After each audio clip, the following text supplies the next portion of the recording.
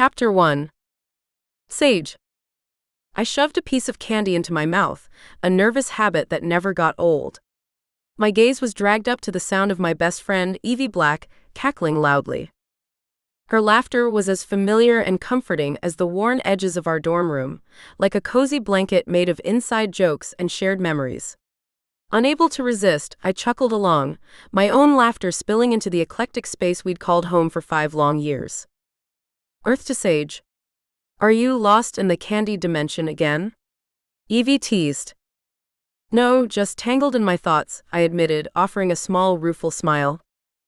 Shifting in my seat, I flicked a strand of my long dark hair over my shoulder, the blue highlights catching the dim light and making me feel like a mermaid out of water. I was happy with my outfit for today. A stylish blend of bohemian chic with a witchy twist, a flowy black blouse adorned with constellations paired with high-waisted jeans and ankle boots. I can't believe graduation is tonight. Evie squealed, I'm getting nervous. Evie put her hand over her belly as though that would help her nerves, then leaned back against her chair. Unlike me, Evie liked to be casual. She was dressed in a graphic tee and ripped jeans. Her jet black hair stopped above her shoulders in an edgy bob style. Can you believe it? Hardly. I sighed heavily and glanced around, wanting to imprint these final moments into my mind forever. Our room was a physical interpretation of the lives we'd shared together. The walls were plastered with posters of magical boy bands and photos of us through the years, documenting our transformation from awkward first-year students to slightly less awkward fifth years. Fairy lights were strung across the ceiling, twinkling over the mismatched furniture. It feels like just yesterday we were freshmen, scared of our own shadows, or at least I was, I said, remembering the days when I jumped at the sight of my own reflection in the mirror. Evie had never been like that, though.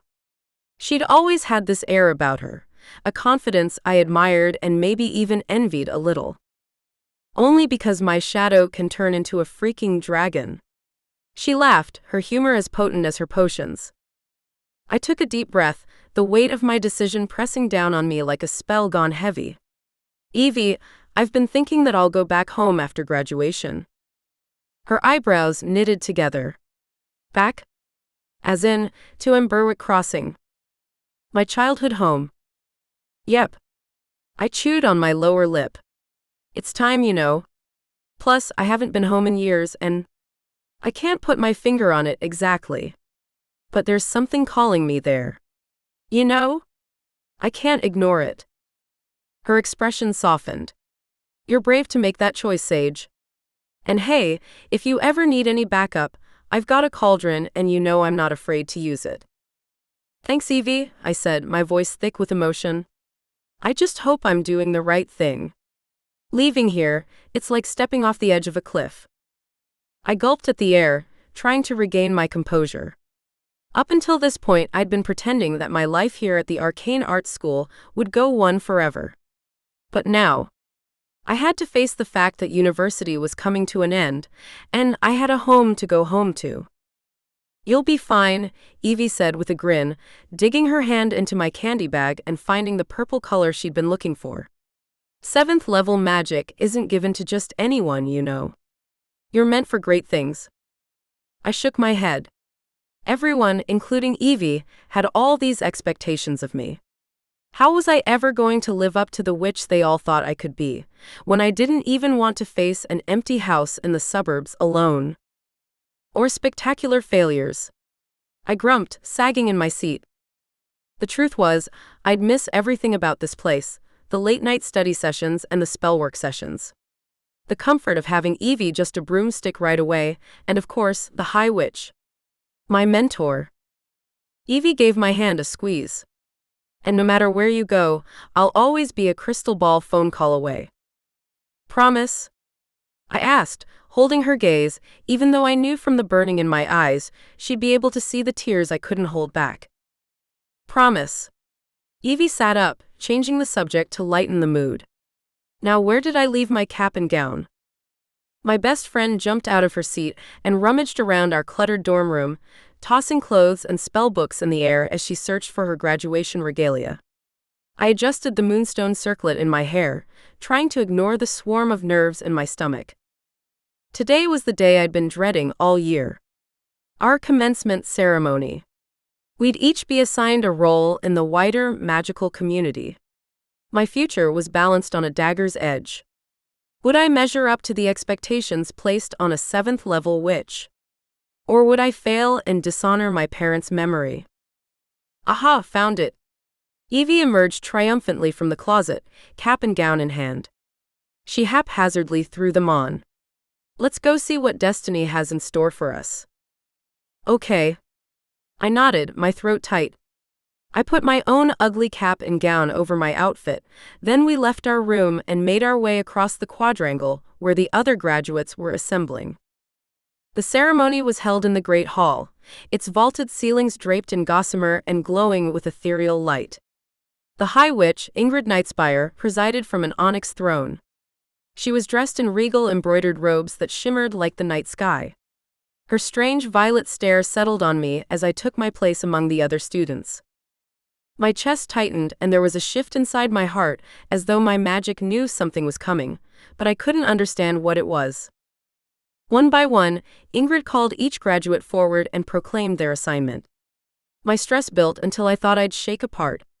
What great things did she see in my future? Or had she deemed me unworthy? Sage Holland, the High Witch's voice rang out in the Great Hall, beckoning me forward. I managed to get to my feet and make my way over to her, only to stumble up the dais. My face burst into a hot, embarrassed blush, but I righted myself and lifted my chin. The High Witch reached out her hand and smiled as I took it. Your gifts are rare and valuable, Sage. I expect you to use them in service to our world. She then placed a hand on my shoulder. You will take your place as my new assistant. I gasped loudly, shock coursing through me as eager whispers broke out among the crowd.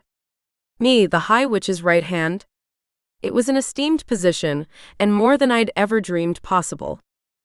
I curtsied deeply, focusing on not falling over. I am honored, High Witch. I won't fail you.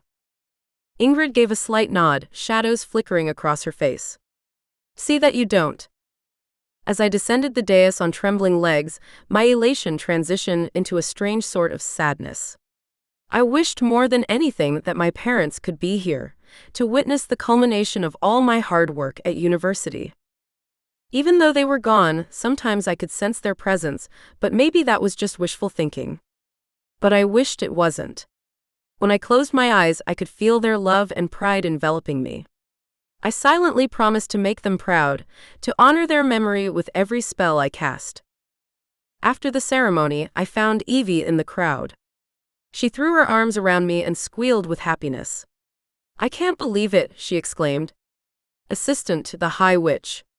You're moving up in the world. I returned her hug fiercely. I'll miss you.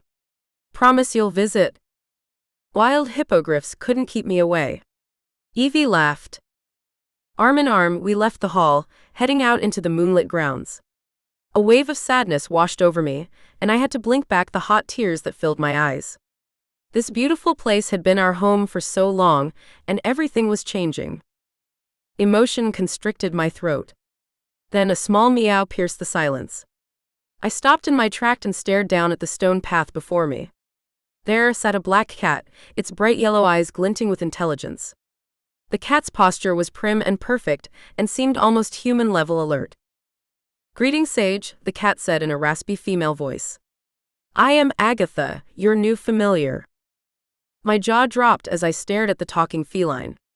Familiars were gifted at graduation, but I hadn't expected mine to be so beautiful. Agatha snickered, a rough purring sound. Surprised? I haven't always been a cat, you know. Once I was a powerful witch, and I transferred my spirit into this form. But that a tale's for another time. I gulped down the lump in my throat. Wow. I had been thinking about how much I missed my parents, and now it seemed that I'd inherited a grandmother of a sort. It's nice to meet you, Agatha. I smiled and offered the cat my hand to sniff, not quite sure what the protocol was. Agatha lifted her nose in refusal. Evie snorted with laughter and said in an old lady voice, "I expect treats daily, ear scratches, and a live sacrifice on occasion. A rat or small bird will do." I shot her a mock scowl before scooping up my new cat. Her fur was soft and warm against my skin as I rubbed my cheek against her. Yes, we would be fast friends, I was sure. With Evie by my side and my new companion perched on my shoulders, I left behind the only home I'd known for the past 5 years, to return to Emberwick Crossing, the place of my birth and my parents' home. Gliding just above the forest path on my broomstick, I steered my way through the ancient trees that reached toward the sky. Their leaves rustled with the secrets of old, and the beautiful clean air around me filled my lungs. The suitcase I tied securely behind me swayed gently as we passed over a carpet of moss and ferns. The earthy scents of rich soil and pine filled the air, stirring memories of my childhood spent playing hide-and-seek among these towering trunks, where I was certain fairies and spirits lurked just out of sight. My cat, Agatha, was perched on the front of the broomstick, her tail flicking contentedly as we moved. I had spent hours in the forest as a child, gathering herbs and flowers for my mother's potions and remedies. At night, the groves were lit by glow bugs, casting an ethereal shine under the moonlight. Agatha nudged my hand, breaking my reverie. "It's good to be back, isn't it?" I smiled, though my heart was aching in the strangest way. Yes, it feels like I just left somehow. We crested a hill and Emberwick Crossing appeared, nestled amongst the trees. It was a quaint, picturesque town, a hidden gem, known only to the magical community. We flew over Main Street lined with old-fashioned shops and cafes, their storefronts adorned with colorful awnings and intricately carved wooden signs. The buildings were constructed of honey-colored brick and stone, with ivy and flowering vines climbing their facades. Wide sidewalks and gaslit street lamps dotted the landscape. In the center of town, a grand marble fountain depicting mythical creatures stood as a gathering place for locals, and a symbol of the community's magical heritage. Agatha and I landed on the lawn in front of my childhood home. My breath caught at the sight. It was a modest 2-story house with a wraparound porch. My parents had painted the exterior a light blue with white trim, and it was topped with a slate gray roof. The porch was adorned with a swing and hanging ferns. Mom had landscaped the front yard neatly with colorful flower beds. Inside, the house featured hardwood floors, faded area rugs, and an eclectic mix of vintage and modern furniture. The walls were painted in shades of green and blue, and the windows were framed by sheer curtains. The living room boasted a large stone fireplace and built-in bookshelves filled with magical tomes and family photos. The rusted iron gate squealed in protest as I opened the gate. With Agatha at my heels, I crossed the overgrown yard. There was a hidden key, but I used my magic to open the front door, the protection spells programmed and linked to my bloodlines. The door swung open, and I stepped inside, looking around at the home I hadn't seen in too long. Dust motes danced in beams of moonlight. I reached for the light switch and flicked it on with a click. "Welcome home, Sage," Agatha said softly as we both stared around the well-lit room. I stepped further into the cottage, memories washing over me. The sitting room was just as I remembered it, 2 plush armchairs angled towards the fireplace, shelves of leather-bound books I had spent hours reading. I sighed. It's like I'm 15 again. Agatha padded along beside me, her yellow eyes taking everything in. It must be strange being back after so long. "Are you okay?" I was so grateful in that moment for my familiar. I couldn't even imagine how I'd be feeling here, alone. Instead, I had someone to chat to who wouldn't judge me. "I think so." I ran my fingers over the back of an armchair, leaving trails in the dust. It's funny, I felt so lost and small in this house after my parents died. Now I just feel sad. Agatha nudged my leg and purred, a sound that was more reassuring than I expected. I wandered through the rest of the first floor, the groan of the floorboards under my feet an ever-present reminder of how old the cottage was. The kitchen had faded yellow walls and an old-fashioned round wooden table. The study where my dad would read the newspaper every morning sat too quiet. The formal dining room we only used on holidays was no longer clean or shiny, my mom's magic fading away. Each room unlocked memories I'd tucked away in the deep recesses of my heart, my mother baking snickerdoodles, my father patiently helping me with math homework. Upstairs, I paused outside my childhood bedroom.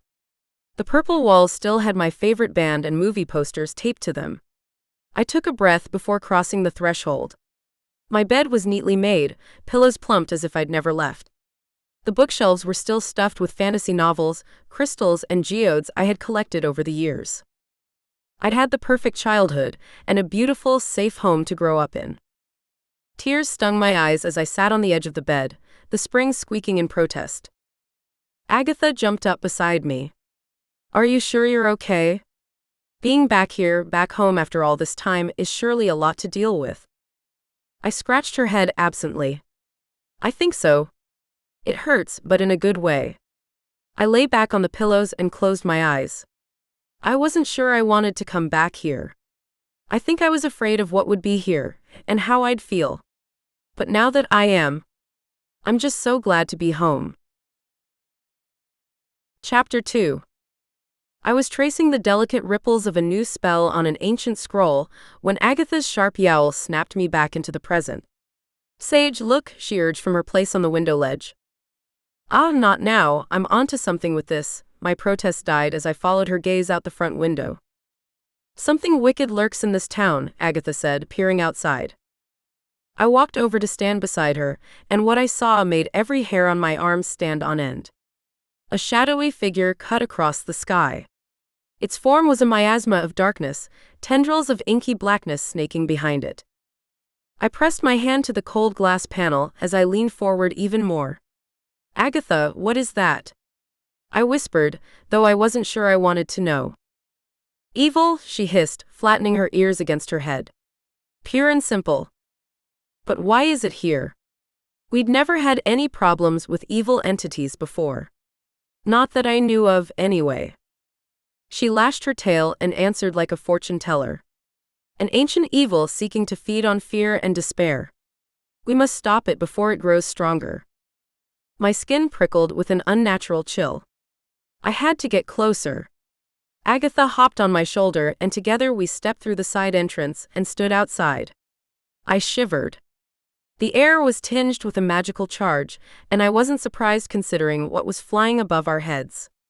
The entity swooped low, and a cold wave passed through me, goosebumps erupting across my skin, a sure sign of malevolence nearby. "Chaos incarnate," Agatha mumbled, watching as the dark force sent newspapers flying and rattled the windows of the sleepy neighborhood. Screams and shouts lined the air as the residents emerged from their homes, expressions wide with fear. "Agatha, we've got to do something." I was already reaching for my power, the perceptible tingle of magic at my fingertips. Agatha nodded, her yellow eyes sharp. "Yes. This entity, it must be stopped, but how, Sage? This is no ordinary dark magic."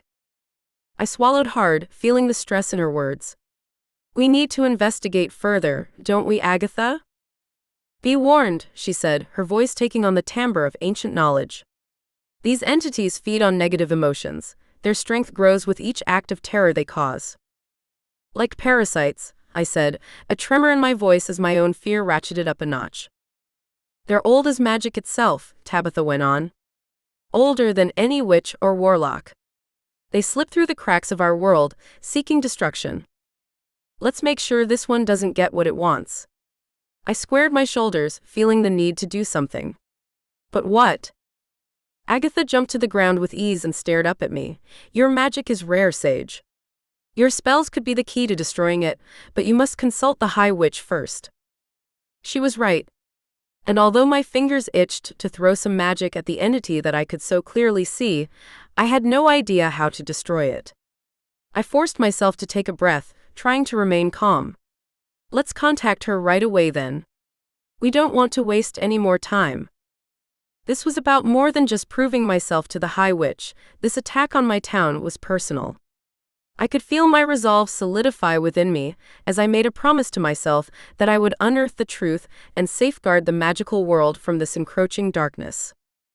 I stepped further away from the house and into the cool embrace of nightfall, the cobblestone path leading away from my home. A feeling of purpose propelled me toward town, under a sky painted with bruised purples and oranges as the sun retreated. Going somewhere? The male voice snagged my attention, and I froze. I turned to find Brad Adams, leaning casually against the white picket fence that bordered his parents' house. He hadn't changed much, the same spiky crown of dark brown hair, the wide-set blue eyes that seemed to hold entire oceans. His tall frame was clad in a simple plaid shirt that hugged his well-built torso, sleeves rolled up to the elbows revealing forearms etched with veins, a builder's arms with dark jeans and scuffed boots. Brad. My heart lurched. Hey, Sage. It's been too long. He smiled, pushing off from the fence. Way too long. An odd sensation of warmth bloomed within my chest. Agatha cleared her throat pointedly beside me. All right. Brad, this is Agatha, my familiar. I gestured at the sleek black cat, whose yellow stare assessed Brad critically. Brad tilted his head at my black cat. Nice to meet you, Agatha. Any friend of Sage's is a friend of mine. What are you doing here? I asked, gesturing at the house that shared a fence with mine. Well, I've been working as a magical architect and I bought this place from my folks, Brad said, his face shining with pride. Using my elemental manipulation to create and shape structures.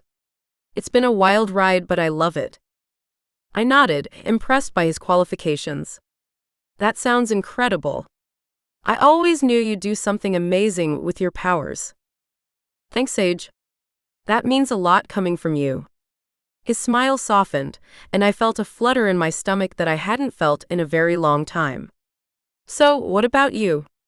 What have you been up to all these years? I've been at the Institute for the Arcane Arts. Spent the last few years honing my magical talents, especially in interior design magic and crystal ball scrying. I just graduated actually a few days ago. Interior design magic, huh? Brad raised an eyebrow, a smile lifting his full, sensual lips. Guess that means you can make any space look enchanting, just like yourself. Heat rushed to my cheeks. Flatterer. Just calling it like I see it. He winked, and I swear my heart did a backflip. Agatha rolled her eyes. Oh please. If you two are going to keep making googly eyes at each other, I'm going to hack up a hairball. I shot her a glare, but Brad just laughed. Feisty one, isn't she? Smiling, I shook my head. You have no idea. But seriously, it's great to see you again, Brad. I've missed you, you know our friendship. I tried not to blush further, but I was bumbling over my words like an idiot. Brad and I had always been friends. He was the boy next door, quite literally. Me too, Sage. His voice lowered and he took a step closer. Maybe we could catch up some more over dinner? I know a place that serves the best pasta in town. My heart raced at the thought of spending more time with him. I'd like that. While we stood there, grinning at each other like two loons, I knew coming home had been the right decision. Everything was going to be okay. Agatha snorted, her gaze lingering on Brad before turning away. We need to focus on the evil, Sage.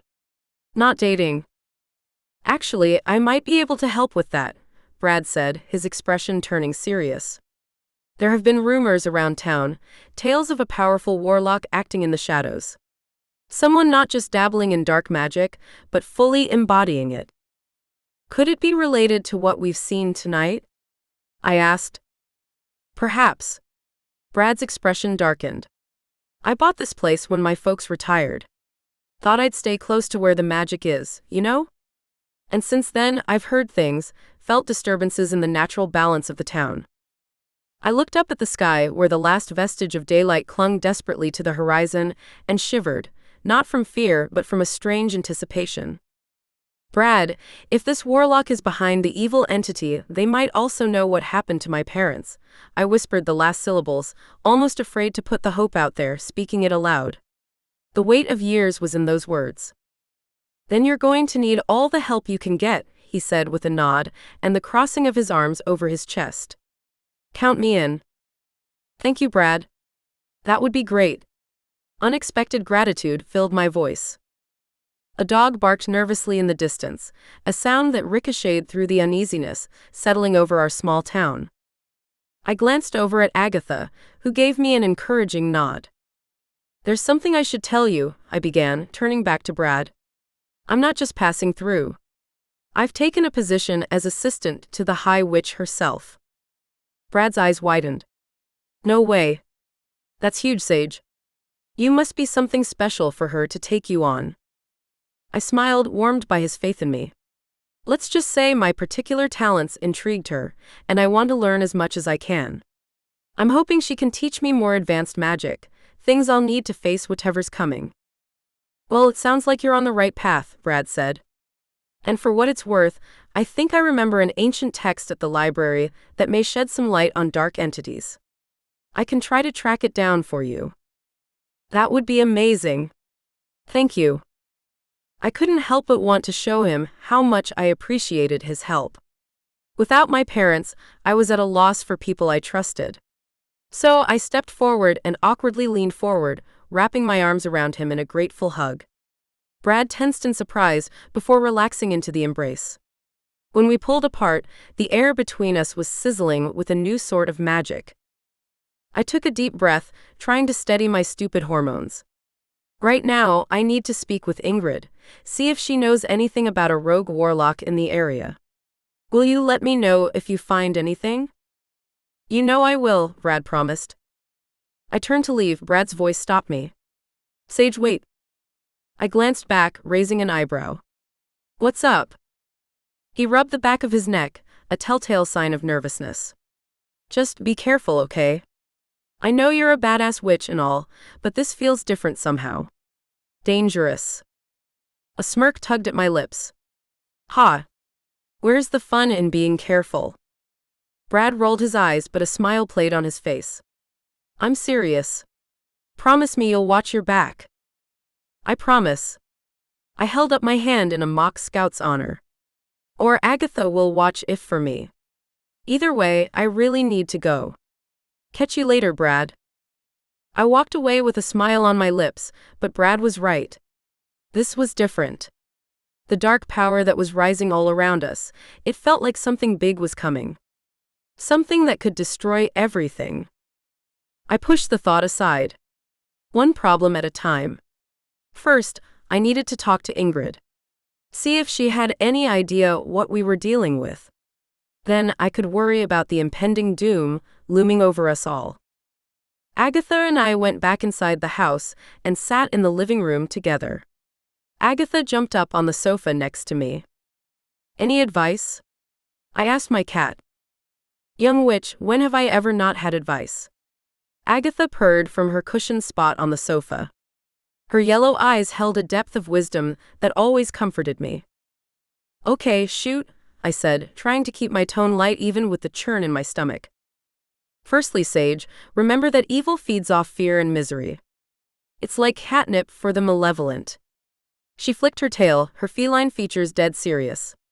"You mustn't let it be aware of your apprehension, because it will only make it stronger." I nodded, absorbing her words. "Got it. Fear is food. Don't be a buffet." "Exactly." Agatha's whiskers twitched in approval. "Now, about this entity. You felt it before you saw it, didn't you?" "Goosebumps galore," I confirmed. "Felt like I'd plunged into an ice bath with my clothes on." "Your senses are sharp, my girl. Trust them. They'll guide you to the heart of this darkness." Agatha's voice was firm, instilling confidence within me. I could do this with her help. "Thanks, Agatha. I just wish I knew why this feels personal somehow, like it's linked to my parents or something." The words spilled out before I could stop them, raw and revealing. "Your parents' passing was tragic," Agatha acknowledged, her tone softer now. "Yet answers may lie where we least expect them. This evil, perhaps it's a piece of a larger puzzle." "True. A puzzle with missing edges and a picture of, 'Here be monsters.'" I joked, but worry gnawed at me. "Do you really think it might know something about what happened to them?" I grabbed a pillow and hugged it in my lap, the scent of age and dust lingering in the air. "Perhaps. Agatha said, settling onto her pillow even more. Knowledge is power in our world. If this entity possesses such knowledge, it won't part with it easily. I sighed. Well, I'm not backing down. Not when there's a chance for answers. My parents' deaths still haunted me, and if this new thing could help me solve the riddle, I'd do anything to get that information. Brave and relentless as ever. Just tread sensibly, Sage. Evil is most dangerous when cornered, Agatha warned. I understand. Guess I'll start by seeing what Ingrid thinks. Smart girl, she said, curling up into a ball. And while you do that, I'll meditate on the matter. Perhaps the spirits will be chatty today. Let's hope they're more gossip than cryptic, I said with a small smile. Thanks, Agatha. For everything. Always, young witch. Agatha closed her eyes, already slipping into her trance. I grabbed my jacket from the coat hooks in the foyer and opened the front door. When I reached for my broomstick, it was gone. Strange. Instead of seeking the High Witch's counsel in person, I tried to call her on my cell phone but only got her voicemail and left a message. I'd wait until I heard back from her for further instructions. Chapter 3. I nudged the couch a smidge to the left, then stepped back to survey the room. Agatha, perched on the windowsill, followed my gaze. My mom would have loved this, I said, staring out at the newly rearranged space. My fingers trailed over a tapestry that shimmered with threads of my memories, birthday parties, scraped knees, and bedtime stories. Your folks had taste, young lady. Agatha yawned, her yellow gaze reflecting the afternoon sun. Though, I bet they never imagined their living room would double as a witch's workshop. I shrugged, feeling the magic hum in the newly arranged space. Maybe not, although part of me hoped that my mom would approve.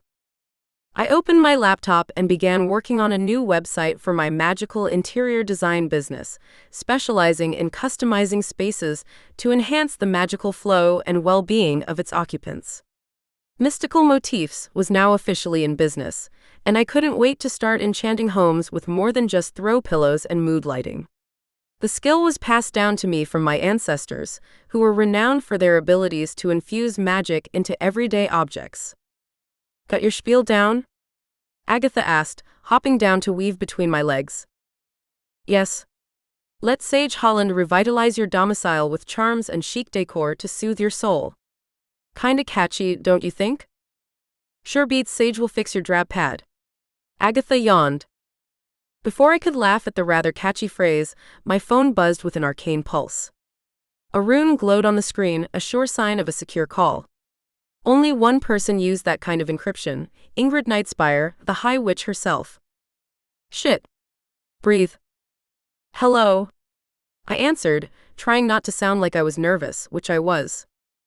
Sage, listen carefully, Ingrid said, and her voice crackled with urgency. I have concerns about Amara Black. I need you to keep an eye on her. Amara Black? I frowned. That was Evie's mom. Are you sure? Amara was sweet and cool, and very powerful. Very. I suspect Amara Black might be causing the havoc in the community, she said. Havoc? I repeated, my mind reeling. Amara Black had always seemed like the epitome of a protective mother to me. What kind of harm are we talking about here? Ingrid's sigh hissed through the phone.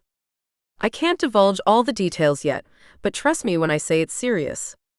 Keep your eyes peeled for anything suspicious, and report back to me immediately if you notice anything out of the ordinary. Got it, I said, my stomach twisting into knots. I'll do my best to uncover whatever the hell Amara's up to. Good. And Sage? Ingrid's voice softened a touch. Be alert. We don't know what she's capable of. And this is top secret, understood? You cannot tell anyone. Not even Evie. Understood, I said solemnly. I have another matter to discuss with you, High Witch. Go on, Ingrid prompted, her tone still carrying the weight of authority. There's an evil entity at Emberwick Crossing. It's causing trouble, attacking people. An evil force. How very interesting.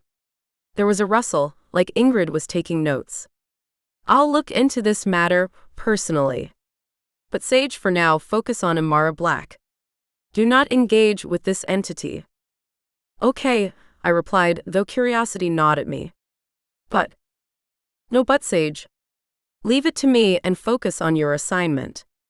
Keep a watchful eye on Amara and stay safe. I sagged, disappointed with her instructions. Okay, High Witch. Will do. Good. I'm counting on you, Sage. Stay vigilant. The line went dead with an ominous click, leaving me with an impression of foreboding and the lingering stench of ozone from the magical call. Amara Black, a threat to the community? It seemed impossible, but if Ingrid was concerned, I couldn't ignore it. Plus, it was my job to do what the High Witch wanted. Well, shit. I shoved my phone back into my pocket. Looks like I've got some spying to do. Agatha leapt onto the counter, her stare narrowed. Spying on Evie's mom? That's going to cause a rift with you and Evie, Sage. No, it won't, 'cause I won't tell her, I said, trying to play it cool despite the unease prickling my scalp. Orders from the top, Agatha. Can't exactly tell the High Witch no, can I? The cat snorted, her tail twitching. Just don't get caught, or Evie will have your head on a platter. I know. Investigating my best friend's mother felt like a betrayal, but if Amara was up to something nefarious, I had no choice but to find out what was going on. The safety of the magical community came first, even if it meant risking my friendship with Evie. What could Amara be doing that had Ingrid so worried? And how the hell was I supposed to uncover her secrets without tipping her off? I stood up and stretched a little. Time to see what skeletons Amara Black has hidden in her closet. Agatha meowed. Crystal ball magic? Yep. Guess my scrying skills are about to get a workout. It was a better idea than going over to their house and looking through her actual closets. This sucks, I grumbled, running a hand through my blue highlighted hair. Evie will be so mad at me if she finds out. She'd flip if she knew her mom was under surveillance by witches. Best keep mum about that, Agatha advised with a regal nod of her head. Revealing the truth could be dangerous for everyone involved. I reached out and scratched behind her ears gently. Looks like it's just you and me on this one, Agatha. So we officially had a plan. Watch Amara Black and pretend everything was peachy with Evie. All while an unknown evil lurked in the shadows, and I wasn't allowed to do anything about it. Easy. No pressure. So now what? Agatha asked. I get out my crystal ball, I said, then marched into my bedroom to find it. Agatha, my shadow, followed, as always. The crystal ball sat atop an antique stand of my grandmother's, nestled between two stacks of grimoires on my oak desk. I pulled the heavy velvet drapes shut over my window to dim the room, leaving only the soft light from a few candles that I lit with a quick spell. My fingers traced the smooth, cool glass as I settled onto the chair cushion in front of it. Agatha hopped onto the bed to watch me. I wriggled my fingers and tried to smooth the anxiety from my heart. Okay, Agatha, let's see what we're dealing with. It didn't feel right to spy on someone like Evie's mom. But what choice did I have? Be cautious, Sage. You know how this magic can drain witches, Agatha warned. Relax, I've got this. I inhaled deeply and raised my hands. Show me Amara Black. I gazed into the crystal ball, my hands hovering above its smooth surface, channeling my 7th level magical energy into its depths. The mists inside began to swirl, coalescing into a clearer form. Gradually, a vivid image emerged, a glimpse into Amara's living room. She looked animated but intense, conversing with a group of cloaked figures. Their faces were obscured. My breath caught in my throat. The figures leaned in closer, their movements deliberate and their voices a low murmur, hinting at the gravity of their clandestine meeting. A chill of apprehension crept up my spine. I leaned closer, my eyes narrowing. I tried to discern more details, the feeling of urgency gnawing at me. The secrecy of their meeting, the intensity of their conversation, it all pointed to something ominous brewing. Damn, that's weird. Slow down, Sage. Remember your training. Don't push so hard, Agatha reminded me, and concern laced her voice. Right. But look at this, Agatha. I pointed at the scene in the glass orb. That's no neighborhood gossip session. They're planning something big. Any familiar faces? Agatha hopped onto the desk. Hard to say with those hoods, but wait. My gaze sharpened as one figure pushed back their hood. No, I only recognize Evie's mom. Seems like you've stumbled upon a secret society. And not the fun kind, Agatha said dryly. Shit. My head was starting to pound, the strain of maintaining the scrying spell evident. I'm going to need more than coffee to keep this up. Freya Weistern could help with that. Agatha offered, her herbal concoctions are perfect for magical stamina. Freya, I know her. She's an old friend, yeah, she'd have just the thing. I'll drop by her place tomorrow. Now stay focused. I nodded, taking Agatha's advice to heart. Okay. I closed my eyes and steadied my breathing, centering myself before attempting to delve deeper into the crystal's vision. When I reopened my eyes, the image sharpened, the cloaked figure's voices becoming clearer. The ceremony must be held on the next blood moon, one of them said. Amara shook her head adamantly. That's too soon. We need more time to gather the necessary components. Time is a luxury we cannot afford, another figure countered, their voice distorted, almost inhuman. The stars align perfectly. To delay would be foolish. My heart pounded in my chest as the implications sank in. A ceremony? On a blood moon? Whatever they were planning, it couldn't be good. Shit, this doesn't sound good at all. I pursed my lips, my brow furrowing. Agatha's tail whipped back and forth nervously. Don't let your curiosity blind you to the dangers. Ignoring her warning, I leaned closer, straining to catch every word. Amara's expression hardened, her jaws set in determination. Very well.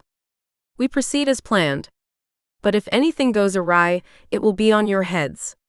Meeting adjourned. Thank you, Eclipse Society. The cloaked figures nodded in eerie unison, their movements almost ritualistic. The vision faded, leaving me with more questions than answers. Who and what was the Eclipse Society? Damn it, what the hell are they up to? I grumbled, frustration seeping into my voice. And why is Evie's mom involved in something so shady? I don't like the looks of this one bit. Agatha tilted her furry head. We must proceed with caution. I nodded, dragging a hand through my hair. I couldn't believe it. Evie's mom was involved in something wicked. In fact, I wouldn't have believed it if I hadn't seen it with my own 2 eyes. You're right. We need to figure out what they're planning and why Evie's mom is involved. I touched my crystal ball, the smooth surface cool against my fingertips. Agatha snickered. You are not bad at scrying for such a young witch. I shot her a sassy glare. Thanks, I think. One day you'll become a formidable force, Sage. Your parents will be proud. The mention of my parents sent a pang through my heart, but I pushed the feeling down. I leaned back in my chair, squeezing my eyes shut for a moment. They were aching from staring unblinking for too long. Just once, I'd like to have a vision that didn't involve impending doom and gloom. Why couldn't she have been, I don't know, baking cookies or something? Agatha chuckled, her whiskers twitching. Where's the fun in that? A witch's life is never dull.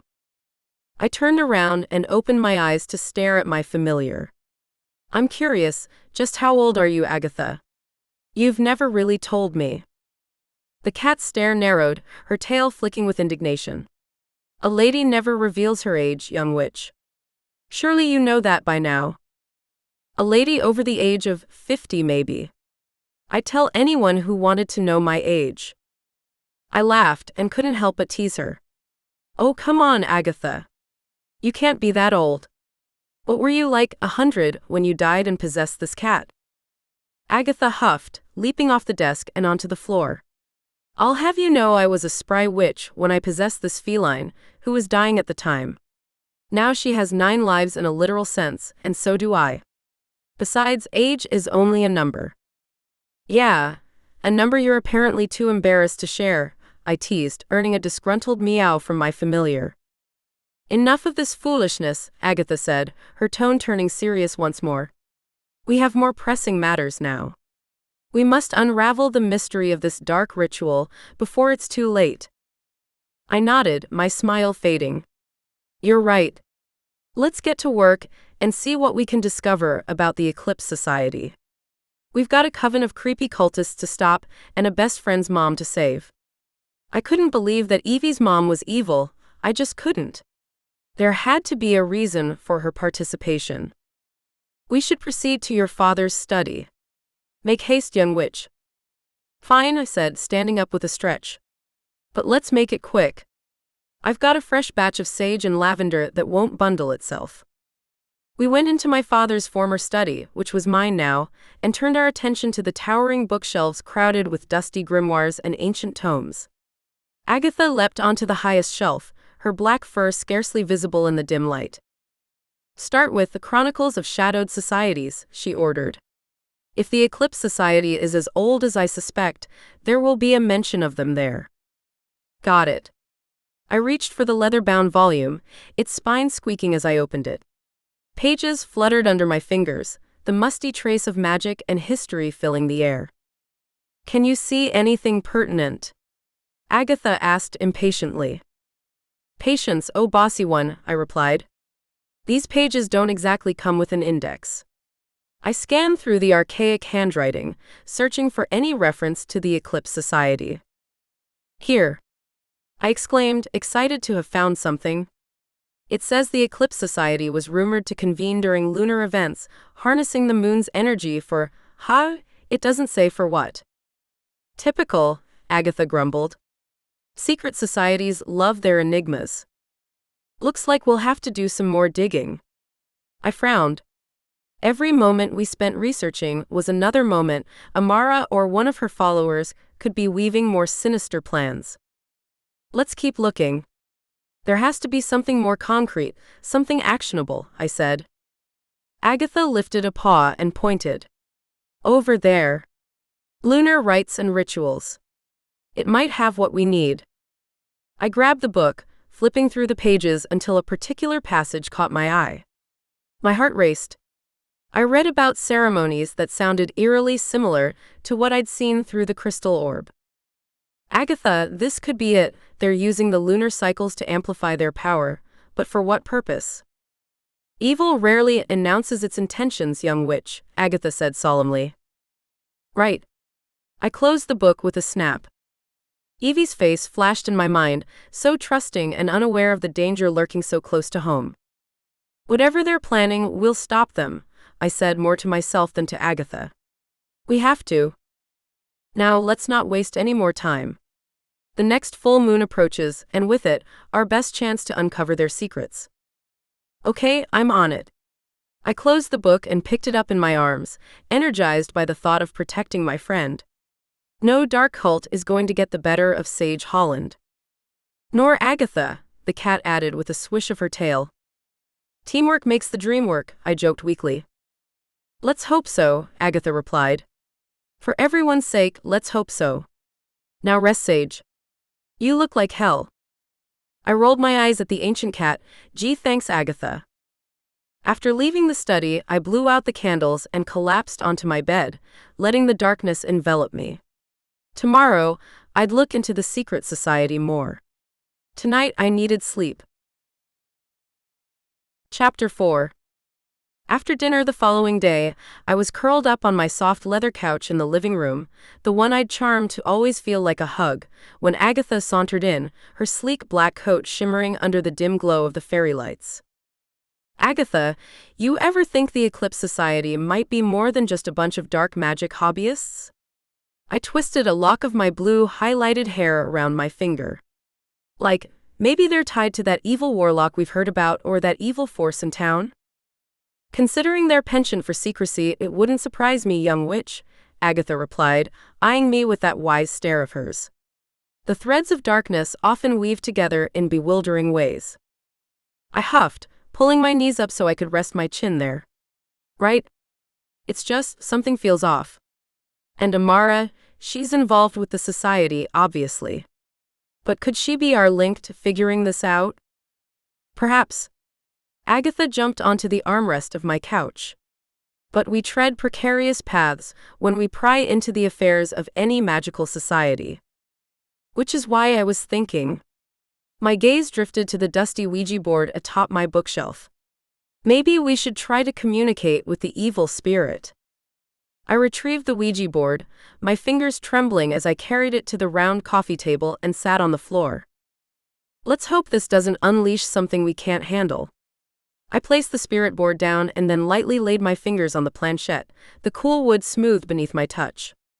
Agatha watched with keen interest from the armrest, but didn't tell me to stop. We wish to speak with the malevolent entity causing the recent turmoil in our town. Can you reveal your name? I asked, my pulse thrumming.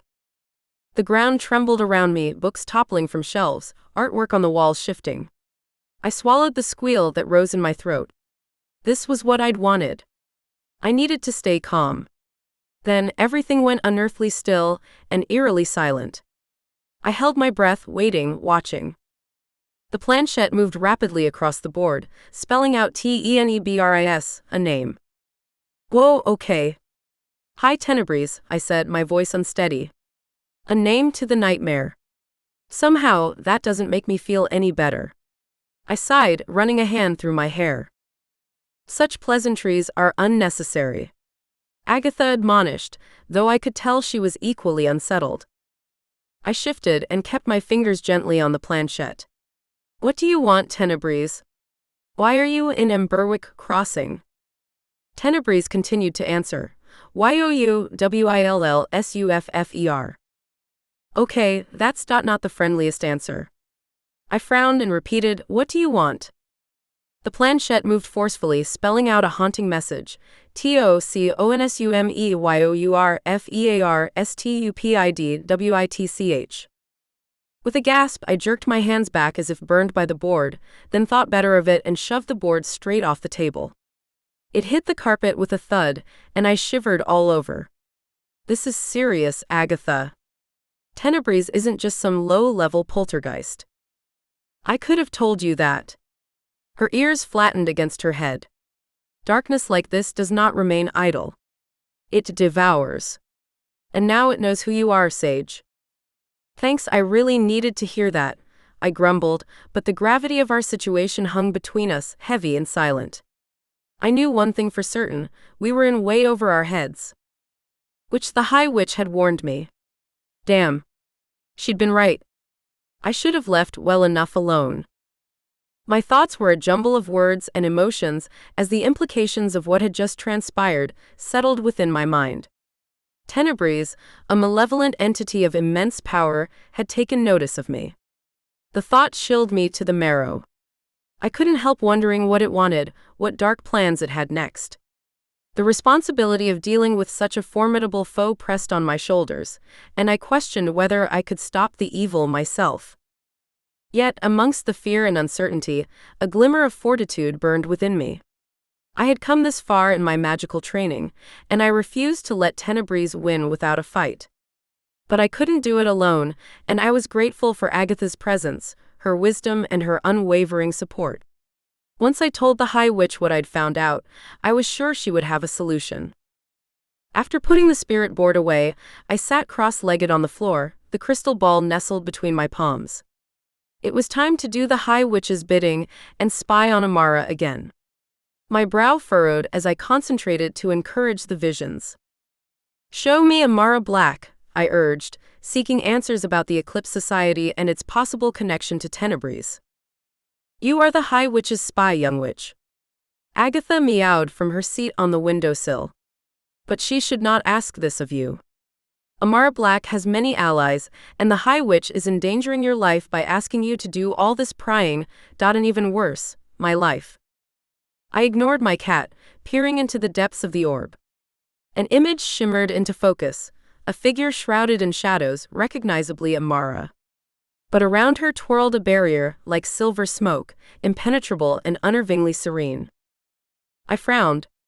There is a protective spell around Amara now. It won't let me see what she is up to. Crap.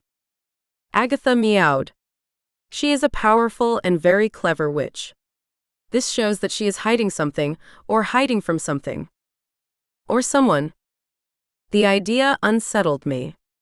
Before I could probe further, the image in the glass contorted, the protective spell dissolving into shadows. A dark spirit appeared, twisted with malevolence, tenebris. Shit. I recoiled, dug my fingers in deeper, refusing to let go of the scrying image. The crystal's view shifted abruptly, settling on the town square. Tenebris was everywhere at once, a furious eruption of dark, whipping shadows. Through the commotion, a woman sprinted desperately for cover. Her foot caught on a cobblestone and she stumbled, falling hard onto the ground. Her scream rent the air, a bleak, chilling sound that was swiftly swallowed as the shadows attacked. They enveloped her completely, and when they finally receded, all that remained was a lifeless husk. My heart pounded with adrenaline, and angry tears burned in my eyes. Damn it, we have to do something. Agatha leapt from the windowsill, her eyes glowing like molten gold. We are not equipped to handle this, Sage, she warned, her voice quivering with concern. The High Witch explicitly ordered you not to engage with it. I don't care. With courage fueling my steps, I jumped up and ran out the front door. Agatha followed close behind me, the door swinging shut behind us. We made our way across the lawn and onto the darkened street. The wind howled, whipping my hair into a frenzied mess, and carrying with it the smell of rain and sulfur. A dog barked frantically in the distance, its cries punctuated by the ominous rumble of thunder. Stay close, I told Agatha. We can't let him hurt anyone else. Lead the way, young witch, she replied, her form blurring in front of my eyes. She was readying her magic, preparing for whatever we faced next. We stepped onto the sidewalk. The first drops of rain splattered against the cobblestones. Tenebris materialized before us, an eddying mass of gloom and malice. His presence drained the color from the world, leaving only shades of gray and despair. I gasped in fear, pulling my magic to my fingertips. The evil spirit had spindly limbs that moved with an unnatural, spider-like grace, each jerky motion causing us to back up. Tenebris's form shifted and undulated, a dark mass that seemed to absorb the very light around it. While I stared into the void, I realized with horror that Tenebris had no discernible features, no eyes, no nose, just a wide gaping maw filled with jagged, razor-sharp teeth. The stench of sulfur and decay emanated from that mouth, a foul odor that made my stomach churn and my eyes water. The evil spirit's presence was suffocating, oppressive, as if the very air had turned to lead in my lungs. I could feel the icy tendrils of its power reaching out, probing, seeking to latch onto my deepest fears and darkest secrets. Tenebris hungered for my misery, yearned to feast upon my terror, and I knew that if I allowed it to take hold, I would be lost forever in its endless abyss. Tenebris hissed, then lunged at me with an otherworldly speed. I barely had time to react, my body moving on reflex as I dove to the side, narrowly avoiding the creature's grasping skeletal fingers. The air sizzled with dark energy as Tenebris whirled around, its movements a blur of shadow. I had to do something, and quickly. I summoned my magic, feeling the power surge through my veins like liquid fire. I unleashed a bolt of searing light, aimed directly at the heart of the dark entity. The light pierced through its middle section, illuminating the front lawn in a blinding flash. Tenebris screeched, its form blinking and wavering as my magic seared its essence. The world exploded in a kaleidoscope of light and shadow, the two forces colliding in a cataclysmic burst of power. I was thrown backwards, and my body slammed against the lone tree in the yard with a sickening thud. Through the haze of pain and exhaustion, I saw Tenebris falter for a moment, then his form got bigger and stronger. Shit. Obviously, this creature was far from defeated. It lashed out with tendrils of pure shadow, seeking to ensnare me in its grasp. I leapt and weaved, evading each deadly strike by mere inches. I couldn't keep this up forever. Tenebris was relentless. I needed to find a weakness, a chink in its armor. With a desperate cry, I summoned the last of my strength and magic. My hands moved, tracing symbols in the air, my voice steady in spite of the pounding of my heart. Lumina Virtus. With a flick of my wrist, I summoned a surge of power that blazed in my fingertips. It rushed forward, lashing out at the dark entity with a blinding flash of light. Tenebris retaliated.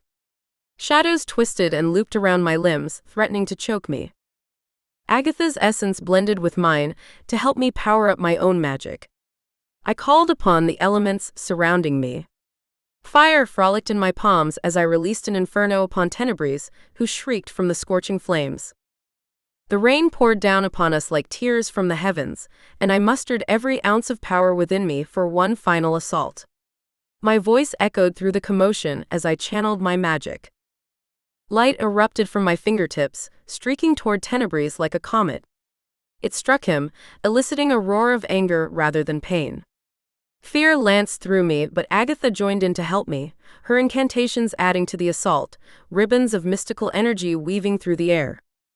"Keep going, Sage," Agatha shouted over the howl of the wind around us. "Your magic is strong." I nodded, focusing on the raw power coursing through me. "Tenebris," I said firmly, feeling the name vibrate with power, "you will not harm this town." Sweat beaded my forehead and trickled down my neck as I pushed back against the malevolent energy. "Take care, young witch," Agatha warned. "Do not let it inside your mind." "We've got to banish it," I cried, my arms and legs shaking under the strain. "We do." The black cat's tail flicked sharply. "By the light that guides us, by the earth that grounds us," I chanted, weaving new spells with every word, drawing upon the 7th level magic that flowed in my veins. "By the spirits that watch over us," Agatha continued, her own ancient magic resonating with mine. "We banish you." With a loud, inhuman groan, Tenebris finally let go of me and retreated into the shadows, leaving behind the chill of its presence and my exhausted body. Agatha and I slumped against the porch railing, our breathing coming in ragged pulls, the strain of battle still tight in our muscles. I knew that this was far from over. Tenebris had tasted my power, had glimpsed the depths of my resolve. It would be back, stronger and more determined than ever, to claim my soul. "Did we?" I started, but the silence was broken by a low guttural laugh that seemed to come from everywhere at once. Agatha shook her head. "No, he will return after he gathers his strength." "Damn it," I cursed, my entire body shaking from exertion, until I finally fell onto my knees on the grass. That was too close. "Are you hurt?" I reached out and examined Agatha for injuries more severe than the scrapes I sported. "Nothing that won't heal." Agatha winced when she licked her paw. "You fought bravely today." I tried to offer a smile, but it probably looked as tired as I felt. "Thanks." "You're not going to let this go, are you?" "Let it go? Never." "Can't afford to," I said, gently touching her head. "More people could get hurt. Worse than us."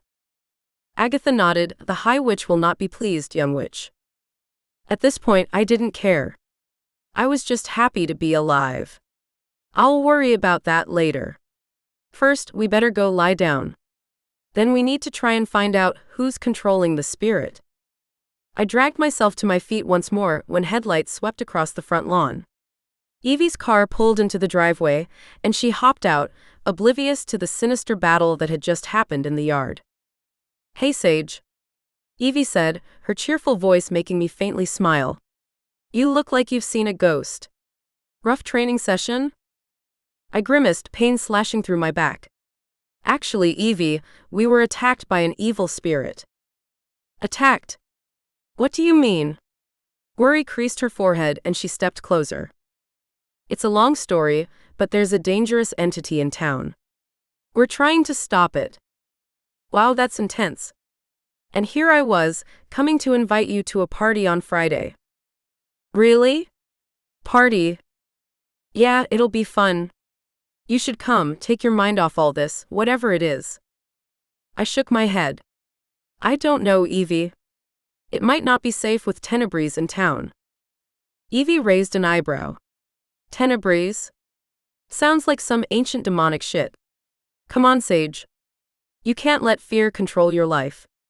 Besides, we're witches. We can handle anything." I sighed, running a hand through my tangled hair. Evie had a point, but the memory of Tenebris's twisted form made shudder. I don't know. It's not just me. If something happened to you or anyone else because of this thing. Hey, I get it. You're trying to be responsible. But you gotta live a little too, you know?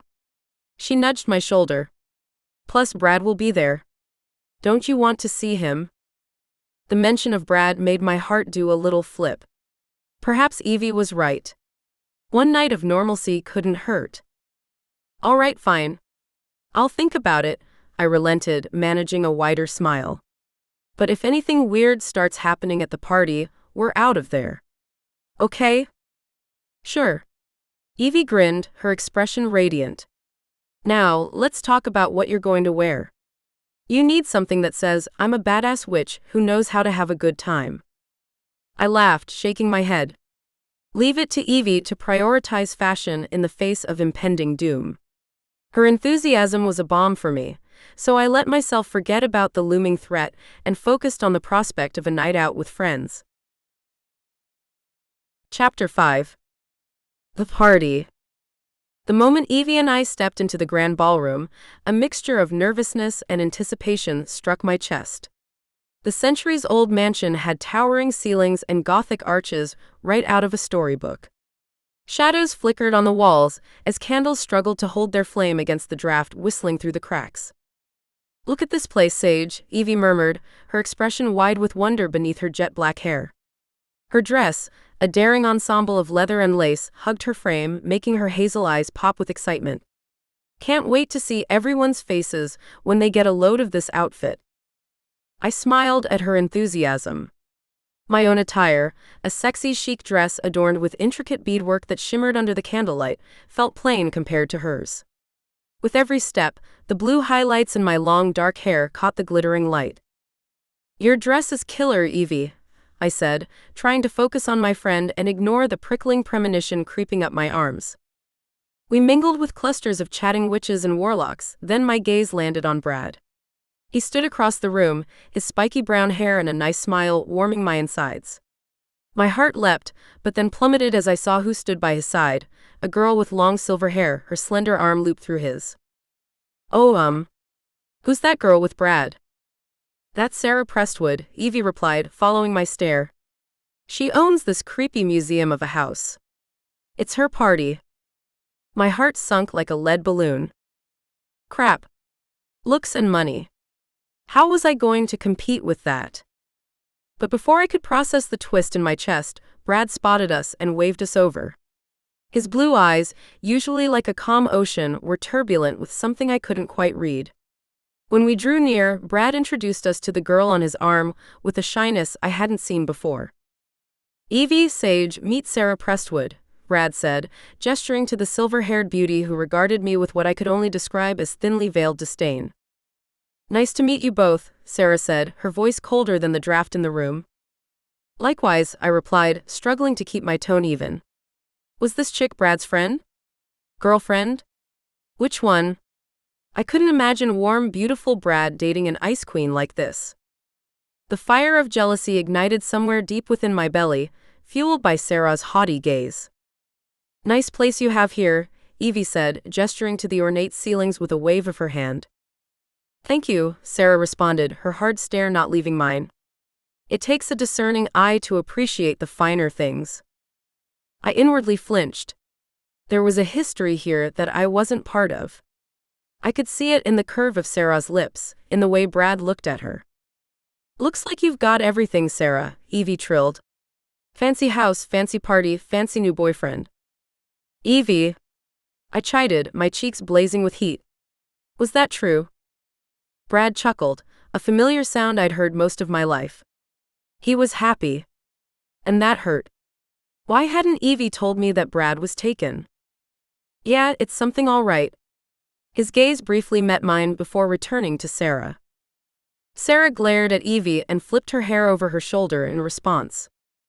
It certainly is something, I said, shifting my weight from foot to foot. We stood there for a long moment in awkward silence. This is fun. Well, we should mingle. Nice seeing you, Brad, I said, eager to escape the tension. Yeah, you too, Sage, Brad replied. We'll catch up later. I nodded and grabbed hold of Evie's arm and steered her away into the crowd. My heart sank as I caught one last glimpse of Brad and Sarah, heads together in an intimate conversation. Can you believe her? Evie whispered. What a witch. Tell me about it, I muttered. I scanned the ballroom, searching for a friendly face to distract me. Then I saw her, my childhood friend Freya, chatting with a small group. Her short brown hair bounced around her happy face as she laughed, a sound that lifted my spirits. Freya? I called out, waving frantically. She turned around and her face lit up when she recognized me. Sage. I rushed forward and we embraced. Freya still smelled of lilac, which made me nostalgic for my childhood. It's so good to see you, she cried, still hugging me tight. I heard you were back in town. Yeah, just finished up Magic College, I replied. What have you been up to? I'm training to be a healer now, she said with a proud smile, putting my skills to good use. That's amazing. What does your job entail? I asked. Oh, mending broken bones, treating magical maladies, and dealing with the occasional curse or hex, Freya said with a grin. Never a dull moment in the magical medical field. I chuckled. I bet. Sounds like you're kicking ass and taking names. You know it, girl. But enough about me. I heard through the grapevine that you're working with the High Witch now. That's a pretty big deal. I shrugged, trying to play it cool. Yeah, it's been intense. Ingrid's a tough mentor, but I'm learning a lot. No shit. I can't even imagine the kind of magic she's teaching you. 7th level stuff, right? What we learned at college was wild, Freya. I never thought I'd be crafting my own spells and rituals. Freya's mouth dropped open. Damn, Sage. You're really making a name for yourself. Your parents would be so proud. A lump formed in my throat at the mention of my parents. I hope so. I just want to prove myself, Show everyone what I'm capable of. Well, from where I'm standing, you're already doing that and then some. Don't be so hard on yourself, okay? She reached out and I nodded, blinking back the tears that threatened to spill. Thanks, Freya. That means a lot. She pulled me in for another hug. Anytime, Sage. I'm always here for you, no matter what kind of magical shitstorm comes your way. I laughed, feeling the weight on my shoulders lift just a little. Evie joined in our conversation and we reminisced about old times, forgetting the world around us. With Freya, it felt just like it used to, easy, fun, lighthearted. For a moment, I forgot about Brad and Sarah, about the evil lurking near. I was just a girl at a party with her friends gossiping like the world would never end. Suddenly, darkness fell over the room, heavy and smothering. A sudden chill clung to my skin. What's happening? Evie asked, her eyes widening with fear. A window shattered with a violent crash, and through the broken glass, Tenebris burst into the ballroom like a squall of destruction. The air chilled, thick with screams that resonated around us. Evie's hands, cold and trembling, clung to my arm, her fear pulsating through me. Magic blazed through the air, an electric current of ancient power clashing with the dark forces at play. My heart hammered, each beat of panic resonating deep within my chest. Before I could formulate a plan, Brad stepped forward. He drew himself up, muscles tensed, as a calm resolve settled over his features. His expression, alight with a fiery intensity. Words of ancient power rolled off his tongue, each syllable summoning raw magic that sung in the air. The battle was a blur of energy and motion. Brad's movements were fluid and precise, each strike weaving a tapestry of force and light against the dark swells of Tenebris. The room trembled with their power, the very foundations groaning under the strain of their duel. When Brad unleashed a final, desperate thrust of energy, it hit Tenebris with the force of a breaking wave. The dark entity staggered, its form wavering like a shadow in strong light, before it pulled back, disappearing into the night. Silence fell, viscous and bloated. I rushed over to Brad, my legs unsteady. When I found him still standing, exhausted, his chest heaving with labored breaths, brought a surge of relief that flooded over me. You all right? I asked, my voice shaky. He nodded, breathing heavily. I think so. Brad's eyes met mine, their blue depths whirling with emotion. But it's not over. That creature will be back. I trembled, hugging my arms close. Around us, the partygoers were slowly recovering from the shock and terror of the attack. What was that thing? Evie trembled and kept looking about as if the creature might return at any second. Where did it come from? I don't know. Brad's expression was grim. But it's strong. Stronger than anything I've ever faced before. He wiped a hand across his brow, smearing dust and sweat. I could see the toll the battle had taken. His shoulders sagged with exhaustion, and his hands trembled ever so slightly. But there was also a simmering anger in his expression that I knew well. I should have been able to stop it, he said bitterly. If I was stronger. Hey. I put a hand on his arm. You did everything you could. None of us were prepared for this. He sighed, the fight going out of him. You're right. I just wish I knew what it was after. It came here tonight for a reason. I glanced around the ruined ballroom, taking in the shaken partygoers. A cold feeling settled in my gut. It came for us, I said quietly. For the magic users here tonight. Its name is Tenebrae. Brad's expression darkened. He didn't ask how I knew, but he took me at my word. Then it's up to us to be ready for when Tenebrae returns, he said.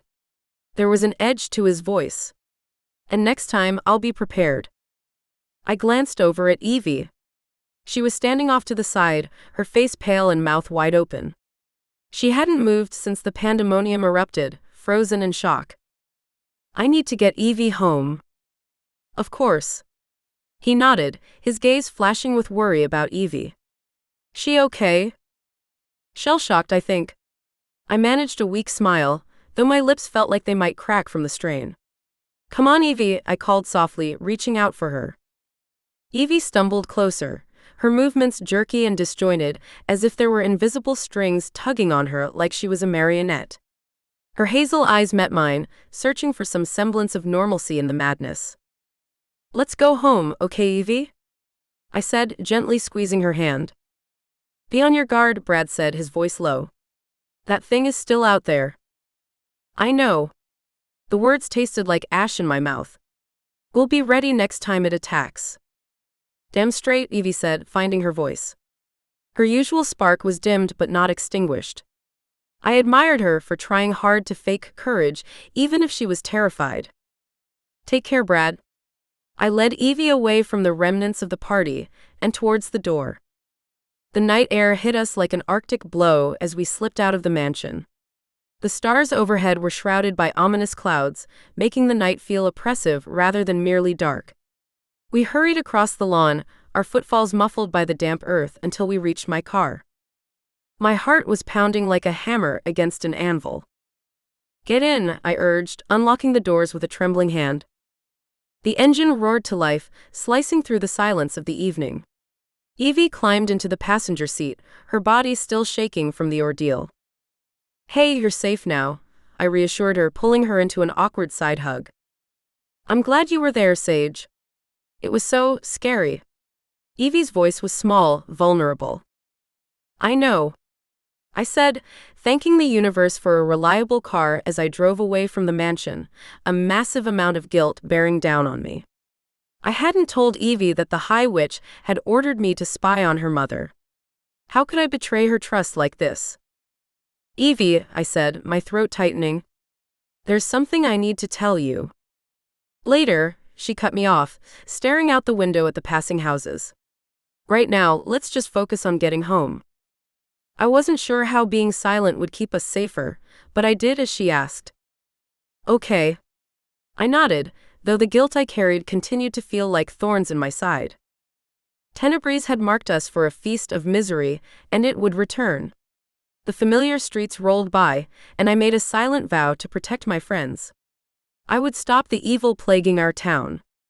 And somehow, confront Evie's mother without losing the one person who meant the world to me. Evie. Home sweet home, Evie murmured when I pulled into her driveway, still shivering.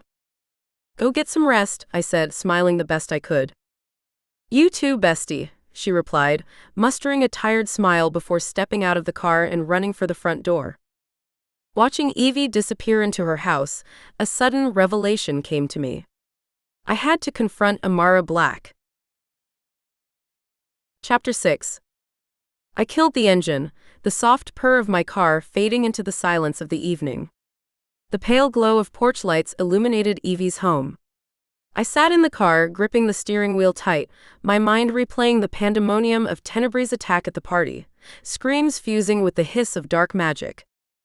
Taking a deep breath, I unfolded myself from the front seat, the fabric of my trendy jacket whispering against the leather car seats. My boots squeaked on the path leading up to the porch, each step trying to still my shaking hands before they betrayed me. I got out of the car and walked up the path to the front porch.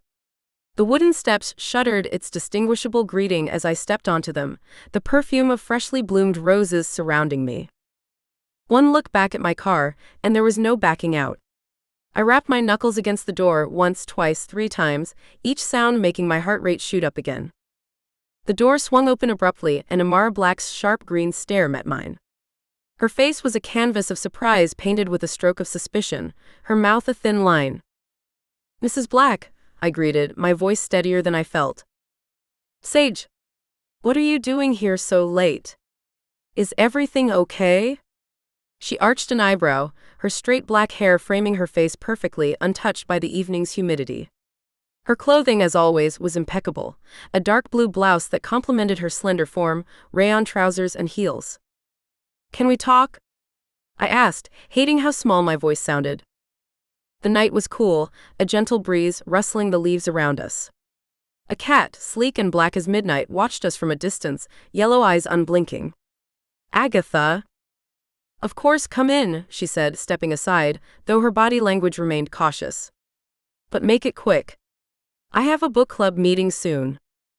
Thanks, I said, and followed her inside, leaving the smell of roses behind. Amara's living room was an array of earthy tones, the furniture aged but well cared for. I settled into an armchair, its fabric soft under my fingertips. Bookshelves lined one wall, teeming with leather-bound spines and curious knickknacks. Mrs. Black, I said, gathering my courage. I think you're hiding something. Something about the Eclipse Society and a cloaking spell? Her posture stiffened. And why would you think that? Because, well. I hesitated, my voice hoarse, the high witch asked me to spy on you. A laugh, high and startling, burst from Amara's lips. Oh, is that so? Well then, Sage, that explains the cloaking spell. My heart hammered in my chest. You admit it. Of course I do. She leaned back, crossing her arms with a smirk playing at the edge of her mouth. How else do you think we keep our book club selections a secret? I stared at her, dumbfounded. Book club? Yes, dear. The Eclipse Society. It's just a fancy name I came up with for our monthly gatherings. Then why the secrecy? I asked, my confusion mounting. Have you met Ingrid Nightspire? That woman has ears like a bat and a curiosity that could rival any cat's. We needed some way to surprise her.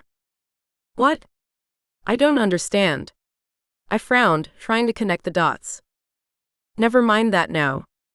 Amara waved a dismissive hand, her expression luminous. Tell me, Sage, how did you stumble upon our little secret? Oh, I faltered, my cheeks heating up. Crystal ball spying. I thought I saw. Something sinister. Amara smiled, raising an eyebrow. Young witch, your talents are wasted on espionage. I don't understand, I said, feeling like I was missing a vital piece of the conversation. What's going on here, Mrs. Black? Sit down, Sage, she said, a glint of amusement in her tone. Let me explain to you what the Eclipse Society really is. Amara's expression softened. We are planning a surprise birthday party for Ingrid, she said, her lips curving into a tender smile. Relief flooded through me like a soothing balm, the tension that had coiled within me unraveling with each passing second. I felt a twinge of embarrassment for having let my imagination run wild, conjuring up dark conspiracies where there were none. It was a sharp reminder of the lessons I had learned at Magic College: to seek the truth, to look beyond appearances, and to trust in the goodness of others. I processed Amara's words and felt a flash of excitement ignite within me. A surprise birthday party for my mentor. The thought of celebrating the High Witch's birthday made me happy. She had been a constant source of support, and she deserved a party. I marveled at the lengths Amara and the others had gone to keep their plans hidden, the intricate cloaking spells and secret meetings suddenly making sense. Wait, so seriously? A party? The tangle of thoughts in my head began to unravel. So, no secret sinister plots or dark magic? The High Witch was going to be so surprised. She was the one who'd asked me to spy on Amara. She'd known something was up, but this was the last thing she would expect. She chuckled. No, nothing of that sort. Just a bit of harmless fun. We've been cloaking our plans to keep it a surprise. Holy hell. I rubbed the back of my neck. I've really confused everything, haven't I? Let's just say you've taken quite the detour. Amara's green eyes crinkled as she realized the mix-up. I'm really sorry, Amara. I thought. My voice trailed off as I shook my head, feeling like an absolute fool. Her expression softened. Look, Sage. It's okay. You're trying to do your part for the community. But sometimes things aren't always what they seem. Her words struck a chord within me, a gentle reminder of the wisdom I had yet to fully embrace. It was true, in my eagerness to protect and serve, I had allowed my suspicions to cloud my judgment, to paint shadows where there was only light. It was a humbling realization, one that I knew would shape my actions and decisions in the days to come. Guess I learned that the hard way, I replied, offering a sheepish grin. Although I sat there, relishing the kindness of Amara's understanding, my thoughts drifted to the darker corners of my mind. The memory of Tenebris lurked like a malevolent specter. It was a nightmare-given flesh, a manifestation of the darkest depths of the arcane. And yet, even as fear rose within me, what was stronger was the burning desire to unravel the mysteries that surrounded this malevolent entity. I couldn't face this threat alone. I would need the support and wisdom of those around me to even stand a chance against the encroaching darkness. I hesitated for a moment, choosing my words wisely. Do you know anything about the evil entity named Tenebris? The creature attacking our town? Amara's demeanor shifted, the light in her eyes dimming. Tenebris, she repeated quietly. Yeah, it attacked the partygoers tonight. And I can't help worrying. My voice wavered. You've heard of the creature? The conversation turned more serious, heavier somehow. Unfortunately, I have. Her tone was serious, measured. There are rumors of a malevolent force stirring in the shadows. Shit, this is bad. I chewed on my bottom lip, the weight of the situation settling over me like a thick cloak. Amara leaned forward, her eyes narrowing. I believe Tenebris is an ancient evil, a spirit that feeds on agony and grief. It's been dormant for centuries, but something or someone awakened it. I swallowed hard, my heart pounding in my chest. Shit. Any idea who or what could have stirred it up? She shook her head, a grim expression on her face. Hard to say. Could be a powerful ritual gone wrong, or perhaps someone deliberately summoned the creature for their own twisted purposes. ITSKED in disgust. Just what we need, some power-hungry asshole messing with forces they can't control. I ran a hand through my hair, frustration seething inside me. I agree, dear. Whoever's behind this, they're playing a dangerous game. Tenebris is not to be trifled with. Amara's voice was low, almost a sigh. I bit my lip. Tenebris is scary. Listen, Sage. Amara reached out, placing a pacifying hand on my arm. We'll get to the bottom of this. You don't need to be scared. We'll figure out who's responsible and put a stop to Tenebris before it's too late. I managed a weak smile, grateful for her words. Thanks, Mrs. Black. I just hope we can do it before anyone else gets hurt. Rumors are there is also a dangerous warlock in town. He could be behind all this. Rumors are a dangerous thing, Sage, Amara said. Her expression filled with knowledge that stretched far beyond the comfy confines of her living room. But in this case, they might just bear a kernel of truth. I leaned in closer, my heart sprinting with each word she uttered. What kind of truth? Corbin Grimm, she let the name hang between us like a dark omen. Some believe he's involved with Tenebris. Corbin Grimm? I've never heard of him. Amara nodded solemnly. He's a warlock with necromancy powers whose ambitions stretch into unsavory realms. If Tenebris is his doing. She trailed off, leaving the implications hanging thick in the room. My hand instinctively fidgeted with the hem of my shirt, a habit when nerves kicked in. What if Tenebris targets the High Witch? At her own birthday party? That's a possibility, Amara admitted. If he can breach our defenses. Then no one is safe, I finished for her, feeling the somberness of the situation press down on me. What do we do? Amara leaned back, the shadows from the subdued lighting stretching across her face. We stay vigilant and we protect our own, Amara said firmly. And perhaps we should all be a little less quick to judge and jump to conclusions. Point taken. I nodded, a rueful smile jerking at my mouth. Technically, it had been my job to investigate her, but I was so glad I'd come here and asked her straight out what was going on. Good. Amara stood, signaling the end of our discussion. Now, let's try to keep this party a surprise, shall we? Absolutely, I agreed, standing as well. And thanks, not for being so understanding, Mrs. Black. Anytime, Sage. Her smile returned, genuine and kind. And next time, maybe join our book club instead of spying on it, dear. Thank you, Mrs. Black. Really? For everything. There was a newfound resolve in my voice, a steel spine forged by necessity. Of course, dear. Be on your guard out there. Her tone was laced with genuine concern, maternal almost. I nodded, my mind wandering to the unexpected turn the evening had taken. It was funny how quickly suspicion could give way to understanding. Or how a simple conversation could shift the entire narrative. I had an affection in my heart for Mrs. Black and the others, for the attention and care they had poured into planning Ingrid's surprise birthday party. It was a reminder of the beauty that could be found in people, the light that could shine through even the most ominous of shadows. And wasn't that what magic was all about? Finding the extraordinary in the ordinary, the hope in the face of despair? I smiled at the thought. Yes, Tenebris was a threat that needed to be reckoned with. But in that moment I realized that the true magic lay in the bonds we shared, in the compassion and friendship that tied us together. I walked towards my car, parked under the watchful eye of a crescent moon. Then I felt it, the weight of what had to be done. The night was quiet, but my purpose was clear. Protect the High Witch, protect the community, put an end to Tenebris's attacks. Whatever it took. With one last deep breath of the rose-infused air, I opened my car door and slid inside.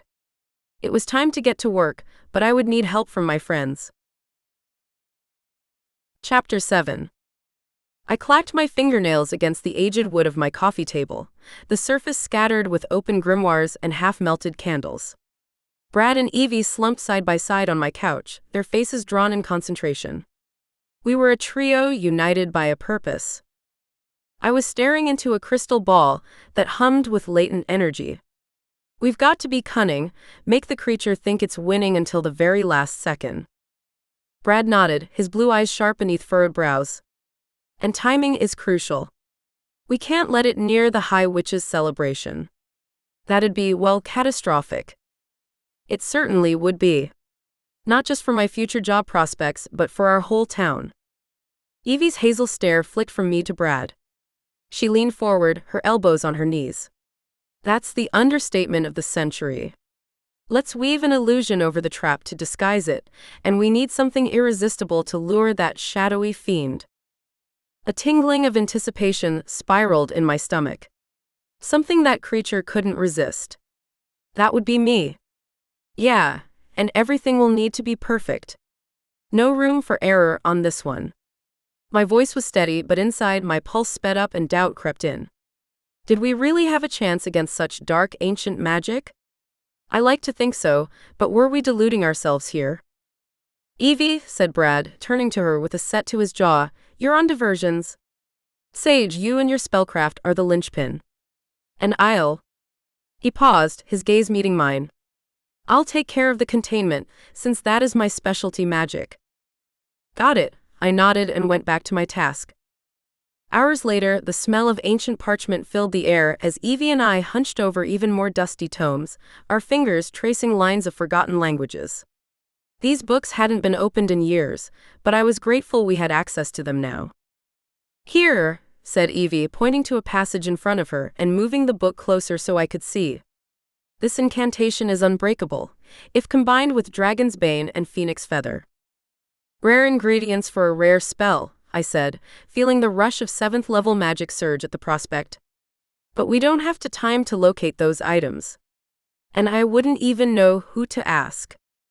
Brad stood in the corner of my living room, where runes glowed beneath his hands on a set of chains. I'm reinforcing these with elemental wards. Earth, fire, air, water.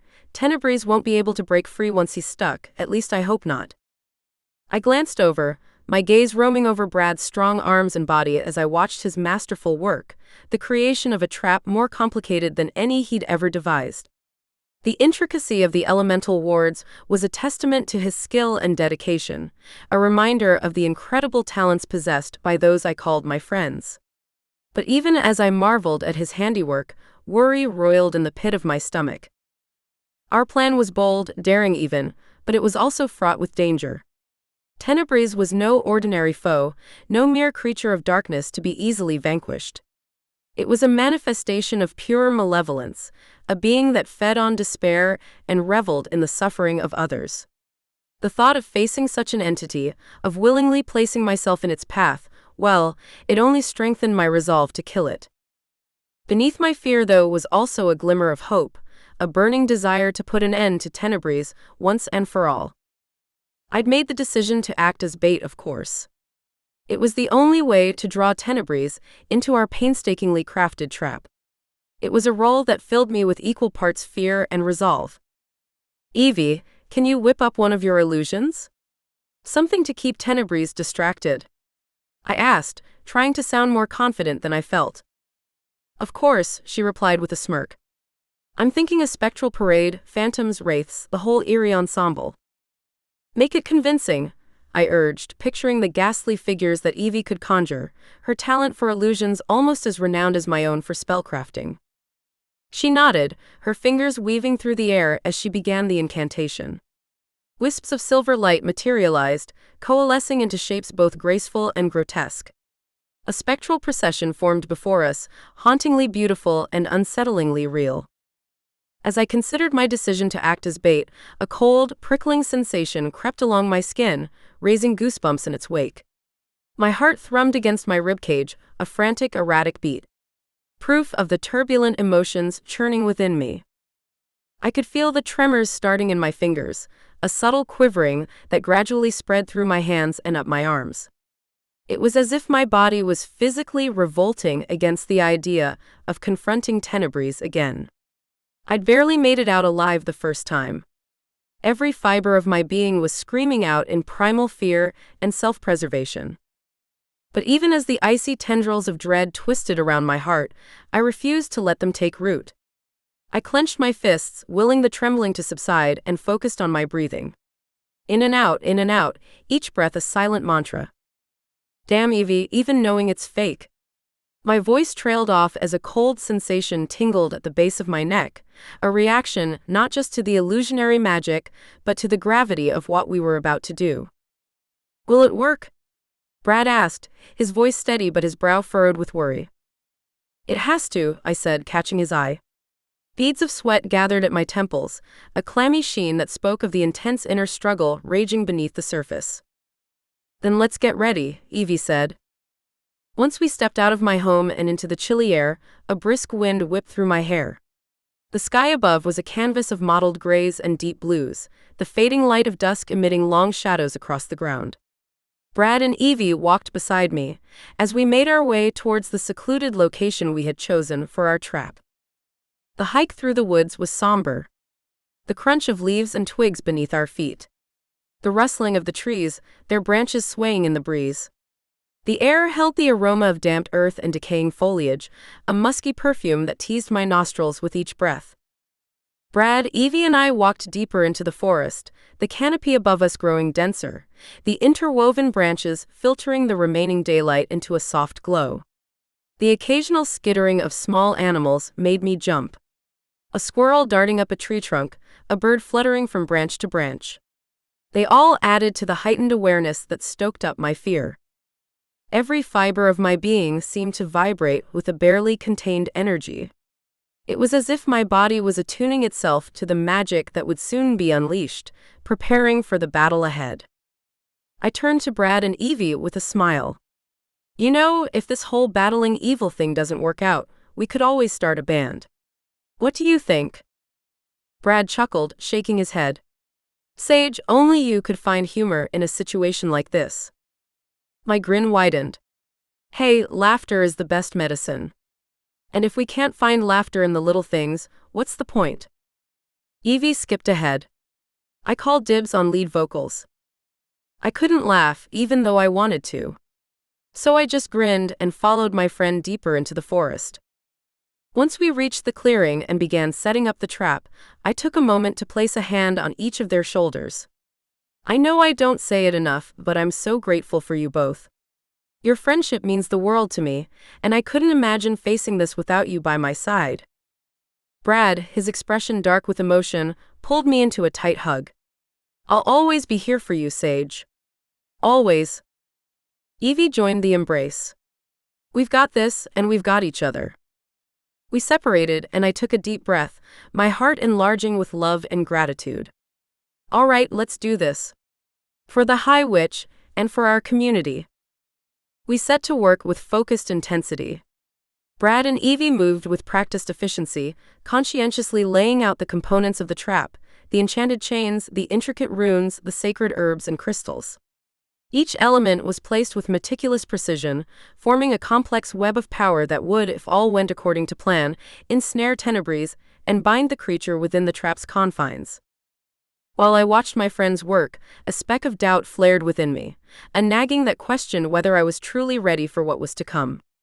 But I pushed the thoughts aside, focusing instead on the magic. I liked to listen to my inner voice, my intuition, a nudge from the universe. But sometimes it was hard to distinguish between that knowledge and my own fear. It was time. I stepped into the trap's center, while Brad and Evie hid among the foliage to wait. My chest rose and fell too fast with my exaggerated breathing. We had a plan. I just had to wait, but that didn't stop my skin from prickling into goosebumps under the stress. I didn't have to wait long. Too soon, Tenebris emerged from the trees, the creatures form a writhing mass of darkness and spidery limbs. The stench of sulfur choked the air and I coughed, the acrid tang burning the back of my throat. My heart thumped hard against my ribs, adrenaline surging through my veins. Oh crap. I wanted to run, I wanted to fight. But that wasn't the plan. I had to stand there and wait like some sacrificial lamb, take to slaughter. Tenebris lunged towards the trap, the evil spirit's twisted limbs propelling it forward with a speed that defied comprehension. The entity's hunger for suffering was intense, a tangible force that pressed against my skin like a physical weight. Now! I shouted. I leapt clear of the trap just as Tenebris crossed the threshold. Evie and Brad's magic flared to life, brilliant beams of light illuminating the gloom. Their combined magic struck Tenebris's form and held him in place. I could taste the metallic tang of magic on my tongue, a supernatural energy that set my nerves ablaze. My own power surged within me, a thundering inferno that threatened to consume me from the inside out. The containment spell snapped into place with an audible crack, the enchanted chains materializing out of thin air to wrap around the entity's form.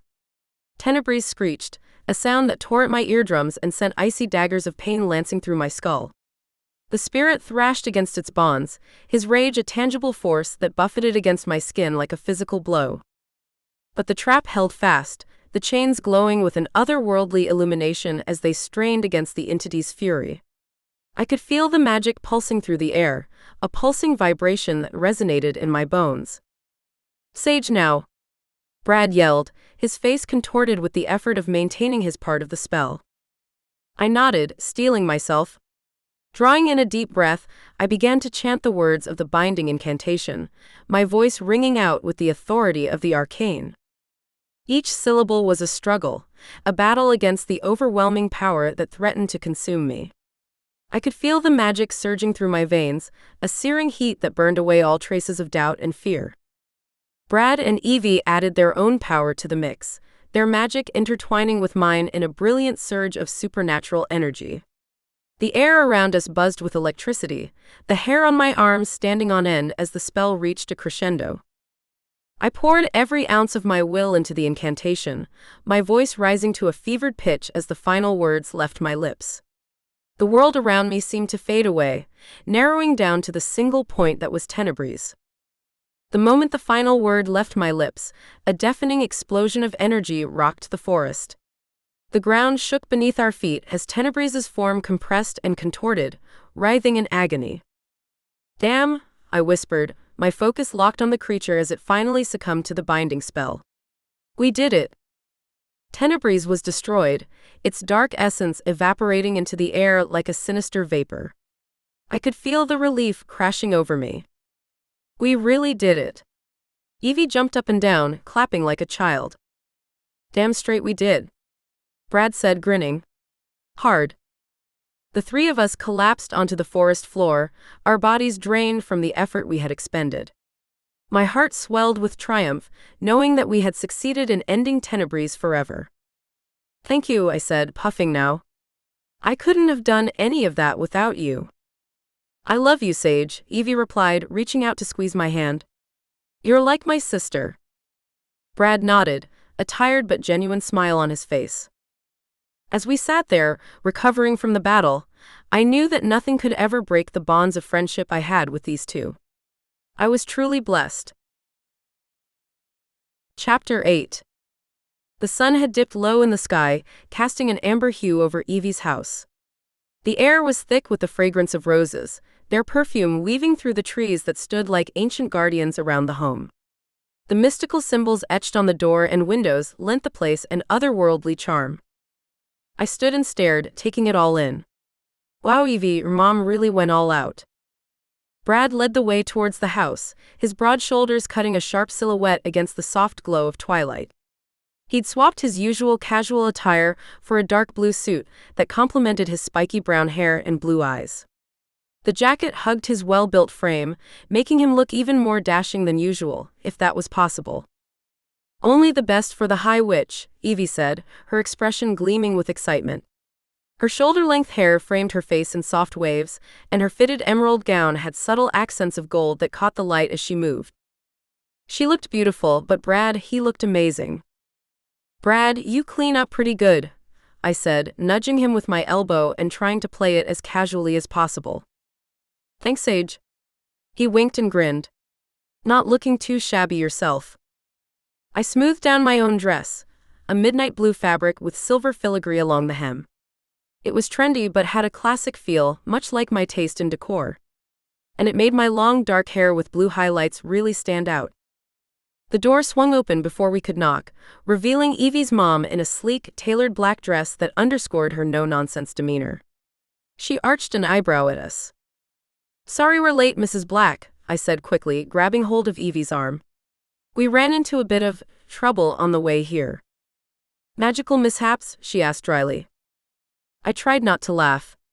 If only she knew. "Something like that," Evie replied, sharing a conspiratorial glance with me. "Come in then. Ingrid is already holding court." Mrs. Black pushed open the door and stepped aside to let us pass. The moment we entered the once silent house, the atmosphere shifted as though a spell had been lifted. What we couldn't hear before, we suddenly could. The happy chatter of the party carrying snippets of conversation, laughter, and gossip.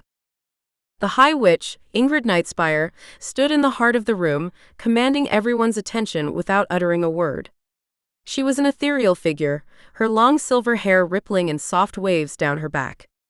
Her gown was a masterpiece of dark silk, flowing around her like liquid starlight. Ancient spells and symbols were embroidered along the fabric, each stitch glinting with power. "Isn't she magnificent?" I said, unable to tear my gaze away from my mentor. "Yes," Brad agreed, his admiration clear. I felt a recurring pang of longing in my chest.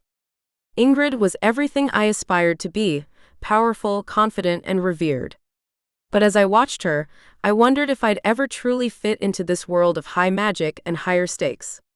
Even after everything we'd done, there was so much more to prove, to her, to myself, and to the memory of my parents.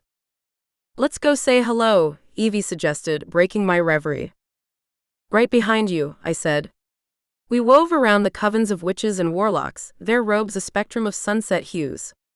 Tables adorned with crystals and candles glimmered with enchanted flames, hurling shadows that played along the walls inscribed with protective runes. A melody of harps and flutes, charmed to play by themselves, created a haunting tune resonated inside of me. "Can you believe we did it?" I murmured to my friends, my gaze lingering on the symbols of power and unity around us. "We trapped and killed Tenebris." "Believe it." "I'm still waiting for someone to tell me it was all a dream." Brad chuckled, though his expression held the weight of what we'd been through. Evie wore a sly grin, plucking a mini hoarder from a passing platter levitated by magic. "This food is too good to be a dream." I smiled, allowing myself a brief, blissful moment to savor our victory. But a tinge of apprehension hit me hard. We had stopped Tenebris, but the warlock or witch who had summoned the creature was still out there somewhere. That thought alone was enough to temper my joy. "Hey," Brad said, touching my arm gently. "You okay?" I nodded. "Yeah, just thinking about what's next.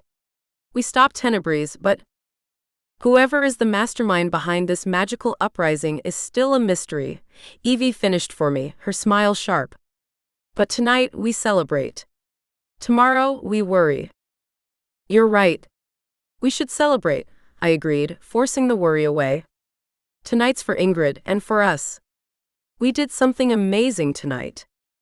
Let's wish her a happy birthday."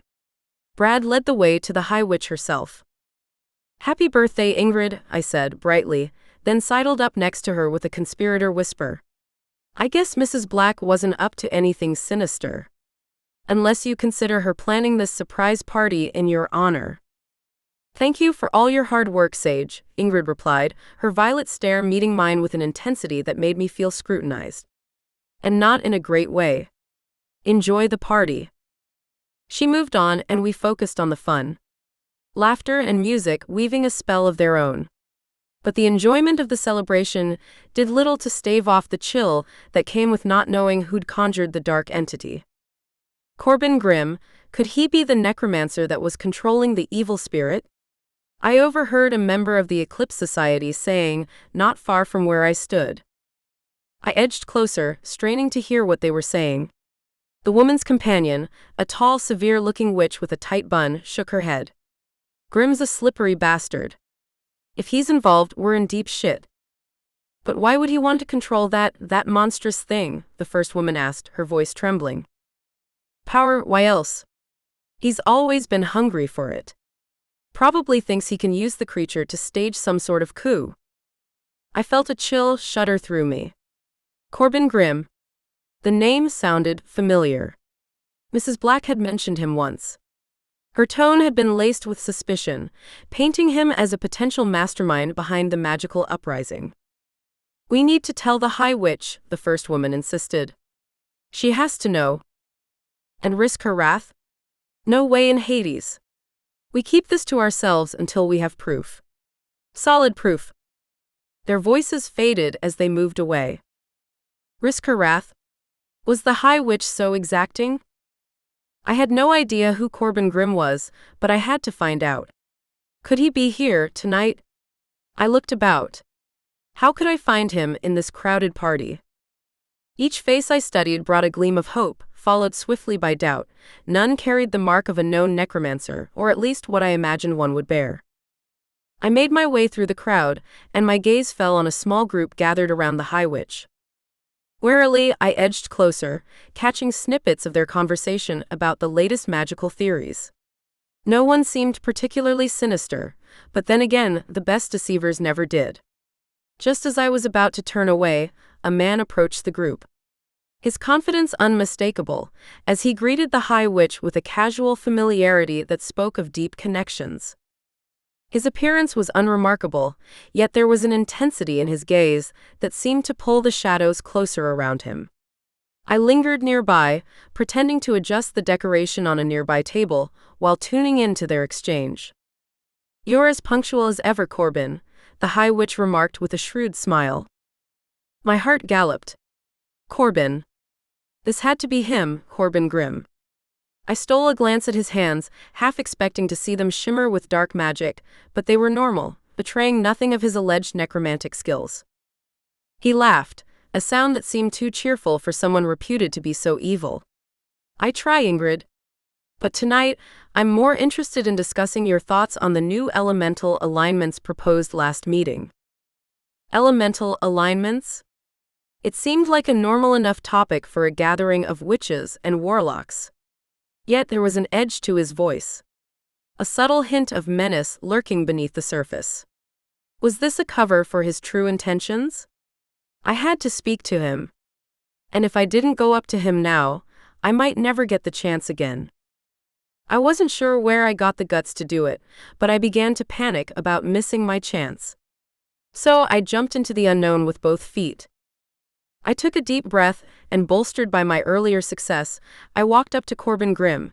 He'd left the High Witch and wandered over to the refreshments table. He was standing alone, his dark eyes surveying the room from beneath a hood that seemed to swallow any light that dared approach.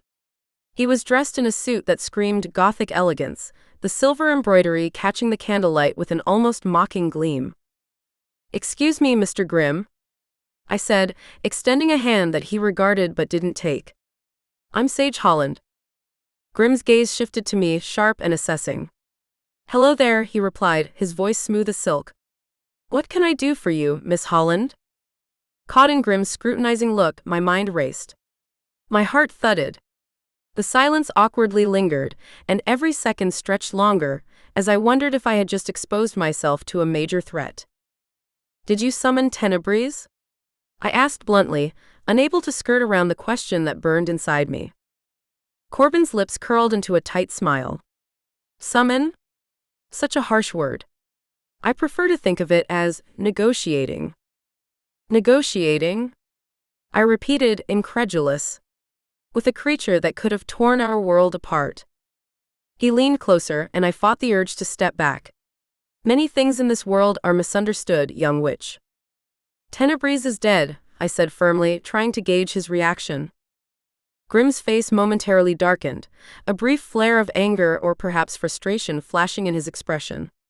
Almost as quickly as it appeared, he composed himself, his features settling back into a calm, unreadable mask. "Dead, you say? How tragic. Whoever summoned the spirit, they'll know that they failed." I slanted my head, watching him closely. Corbin's response was a subtle narrowing of his eyes, a glimmer of intrigue, or was it defiance, playing briefly across his features. "That's an interesting assumption." "Interesting?" I repeated, taking a moment to choose my words carefully. "But it's clear that Tenebris was just a tool for someone's agenda. Someone who wanted to create a magical uprising." Corbin sneered, his voice low. "You seem to have a vivid imagination. But why did you do it?" "I know it was you, Corbin." My voice sounded calm, even though I was shaking. Corbin shook his head with mock disappointment. "Assumptions again. I've always found direct action to be more effective than rumor and speculation." "Then let's be direct. What's the gain?" Corbin rubbed his chin, his expression tightening. "You are treading into dangerous territory, young lady." "I'm aware," I responded. "But someone's playing a very high-stakes game with us as the pawns." He paused, a calculated silence stretching between us. Finally, he leaned closer, his voice dropping to a conspiratorial whisper. Let's just say, not everyone at this gathering is acting of their own volition. Sometimes, those with the power to command also have the ambition to manipulate the board. His expression glimmered with a hint of something deeper, perhaps a reluctant respect or a veiled warning. Who? I asked, the question slipping from me before I could consider its weight. You have to tell me. Ah, silly girl, a word of advice. Corbin sighed, a thin smile playing on his lips. Stop being such a nosy young witch. Frustration rose up within me, hot and insistent. Seriously? Tell me. He rolled his eyes as if I bored him now. Now if you'll excuse me, Miss Holland. The warlock slipped away before I could think of something to stop him. But I continued to stand there, feeling the weight of his words, understanding that this was far from over. Whoever was pulling Corbin Grimm's strings, they were still out there, and I couldn't let it go. Not now. Not when we were so close to the truth. Damn it. The party buzzed around me with laughter and conversation, but I barely heard it. A determination settled in my bones, a resolve to peel back the layers of deception. Whoever was behind Corbin, whoever thought they could use us as chess pieces, they didn't know who they were dealing with. Hey Sage, are you okay? Brad's voice broke through my thoughts. Yeah, I replied automatically, though my clenched fists said otherwise. Just thinking about who has ordered this magical uprising. Anything we can help with? Evie asked, her bright eyes searching mine. Possibly, I said, brushing a stray lock of blue highlighted hair behind my ear. But first, I need to talk to Ingrid. I made my way through the crowd, weaving past witches and warlocks lost in merriment, their laughter a discordant melody against the thrumming urgency in my veins. The High Witch stood near the fireplace, her silver hair glinting in the firelight like strands of moonbeam. Ingrid, I need to speak with you, please. What is it, Sage? I could hardly contain the tremor in my voice. I spoke with Corbin just now. Her eyebrows arching ever so slightly as though I'd commented on the weather outside. And I think he was the one who summoned and used Tenebris to terrorize the magical community. Ingrid's gaze sharpened, a flare of concern betraying her composed exterior before it was swiftly masked by indifference. Sage, you're a talented witch, but this is above your pay grade. My heart clenched. But listen to me, Ingrid cut in, her tone firm yet not unkind. You are young, and while your courage is admirable, there are matters that require, let's say, a more experienced hand. I will look into this matter. But this affects all of us, I persisted, feeling the sting of her dismissal. I can't just stand by and watch. Ingrid sighed, her gaze moving over the partygoers. It's not your responsibility, Sage. Enjoy the celebration. Leave these concerns to those of us who have been dealing with such threats for decades. Even if that means more danger could be looming? I pressed, unable to quell the passion rising within me. Especially then, Ingrid replied, her voice softening. Sometimes we must trust in the strengths of others. She turned away to join her guests, while I stood there, grappling with a whirlwind of emotions. She cared, I could tell, but her dismissal felt too harsh. No matter what Ingrid said, I couldn't just stand by and do nothing. This was my fight too. Chapter 9. I smoothed the velvety throw rug over the back of the couch for what must have been the 10th time, and glanced at the clock. Brad would be here any minute, and I wanted the house to look nice. With Tenebris defeated and the immediate threat to our community gone, I found myself longing for the comfort and closeness of Brad's presence. But there was another reason, one that I was hesitant to admit even to myself. Meeting Brad's girlfriend had stirred something up inside of me. Jealousy. And I couldn't shake it off. I didn't want to come between them or anything. And I didn't want to sabotage their relationship, especially since Brad seemed really happy with her, somehow. It was more a sense of longing for what could have been if I'd stayed in town. The boy next door and I had a history that ran deeper than mere friendship. There was a time when I'd thought we might have a future together, but that was before my parents had died. before I'd gone off to one of the most prestigious magic colleges around. It seemed that life had different plans for us. But now that he'd found someone else and I hadn't, well, it kinda sucked. To compensate, I decided to just throw myself into my work. I would hone my craft and help Ingrid with her duties as High Witch. Inviting him over today when he was committed to someone else was probably selfish of me. But the truth was, Brad was more than just a friend to me. The bond we shared was special, built on shared experiences and history. And so, I'd asked him to hang out. Agatha, do you think I've overdone it with the candles? I asked, igniting one last wick. The black cat moved a muscle from her curled-up position in front of the fireplace. Less worrying, young witch. More trusting in your friendship, Agatha mumbled without opening her eyes, her words laced with drowsy sarcasm. With a sigh, I retreated to my bedroom to change my shirt. There, atop my dresser lay a small locket, slightly tarnished but cherished all the same. I opened it to reveal a photo of Brad and me as teenagers, our smiles wide and joyful. We'd been inseparable once upon a time. Before life got complicated, and I missed that. The locket's weight in my palm felt like a talisman of hope for a future with Brad by my side once more. Even if it was just as friends. Friendship was powerful all on its own. I tucked the locket into the pocket of my skirt. Dark hair with blue highlights fell across my face as I leaned forward, catching my reflection in the mirror. A knock at the door made me grin, and I rushed through the house to open the front door. "Hey, Sage," Brad greeted me, stepping into the living room with his easy smile. In his hands he held a beautifully wrapped box, the kind that promised something far too indulgent inside. "Brad." My voice came out breathier than I intended as I took in the sight of him, those intense blue eyes, the casual tilt of his head. He extended the box toward me, and my fingers brushed his. "For you." I lifted the lid to find a collection of decadent chocolates nestled within, the very ones we'd once shared on an afternoon by the lake. My pulse quickened, memories flooding back with every sniff of yummy cocoa and caramel. "Chocolate, Brad.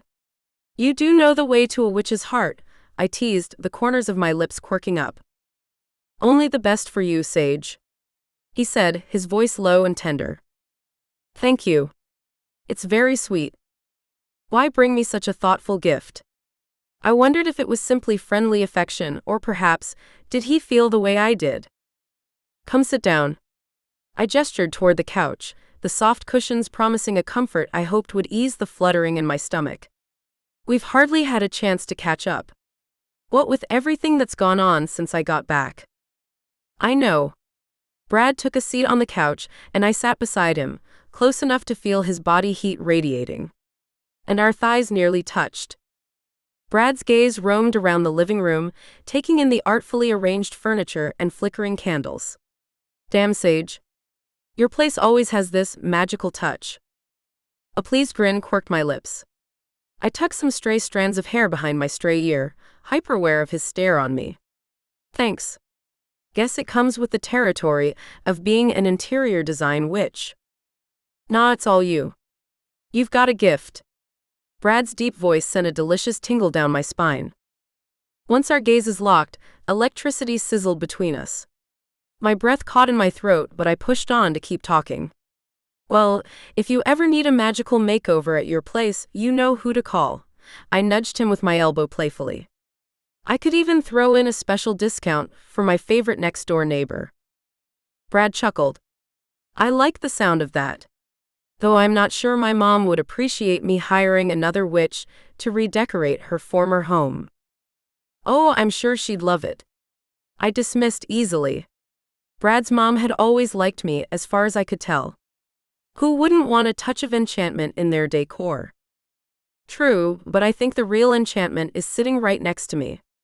His voice lowered to a husky whisper. I felt my cheeks flush, a giddy smile emerging. "Oh, Brad. Keep flirting with me and I might just put a spell on you." He leaned in closer, his breath tickling my cheek.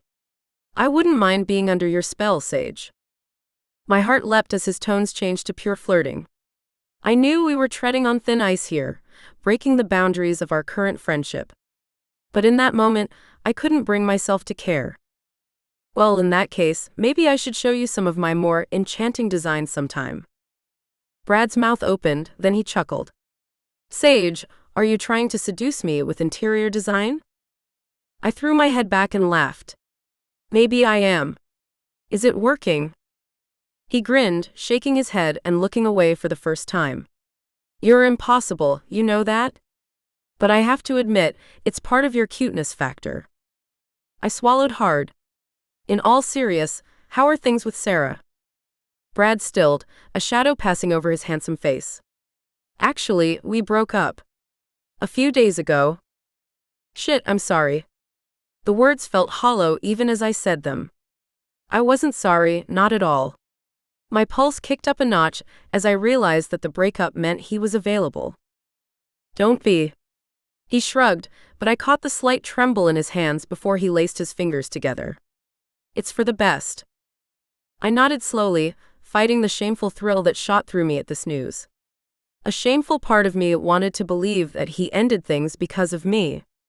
Because of us.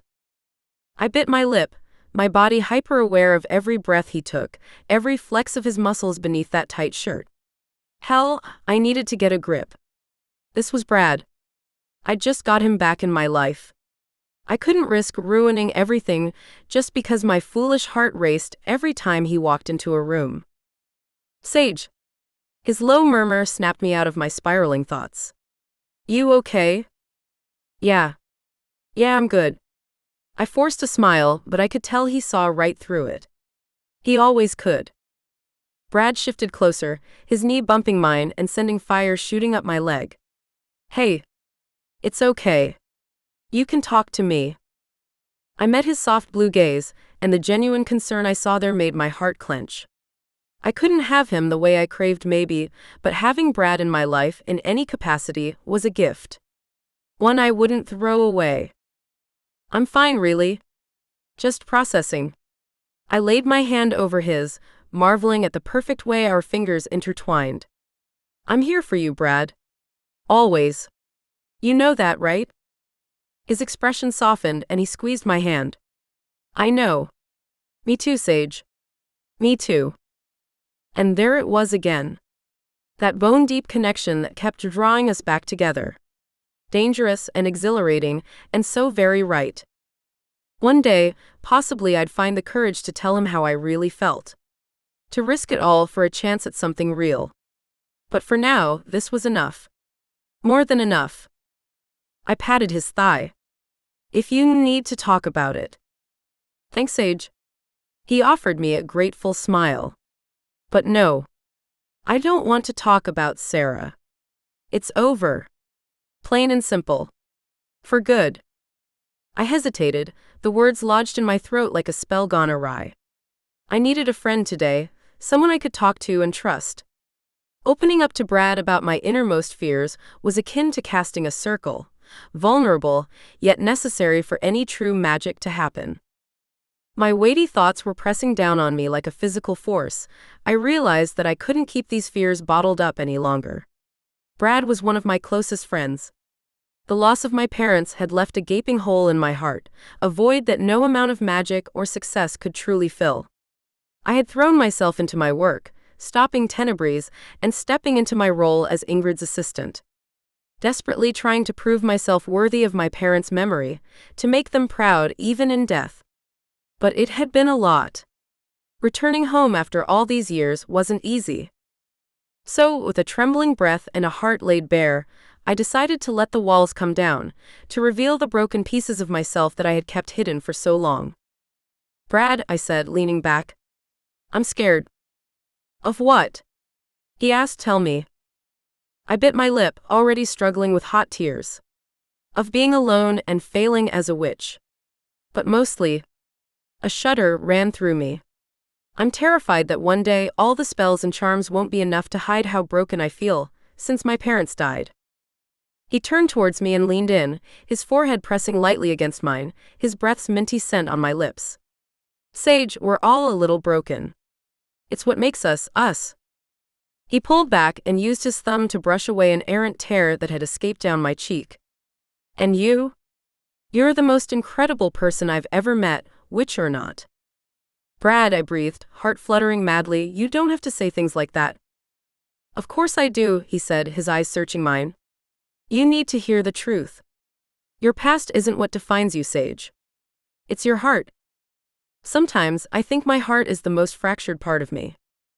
The confession hung between us, heavy and raw. He let out a shaky laugh. But it's also the strongest. Believe me, I know. My fears? They're about not measuring up. About losing people I care about, losing you. Brad, the rest of my words were lost when he dropped his head and his lips met mine.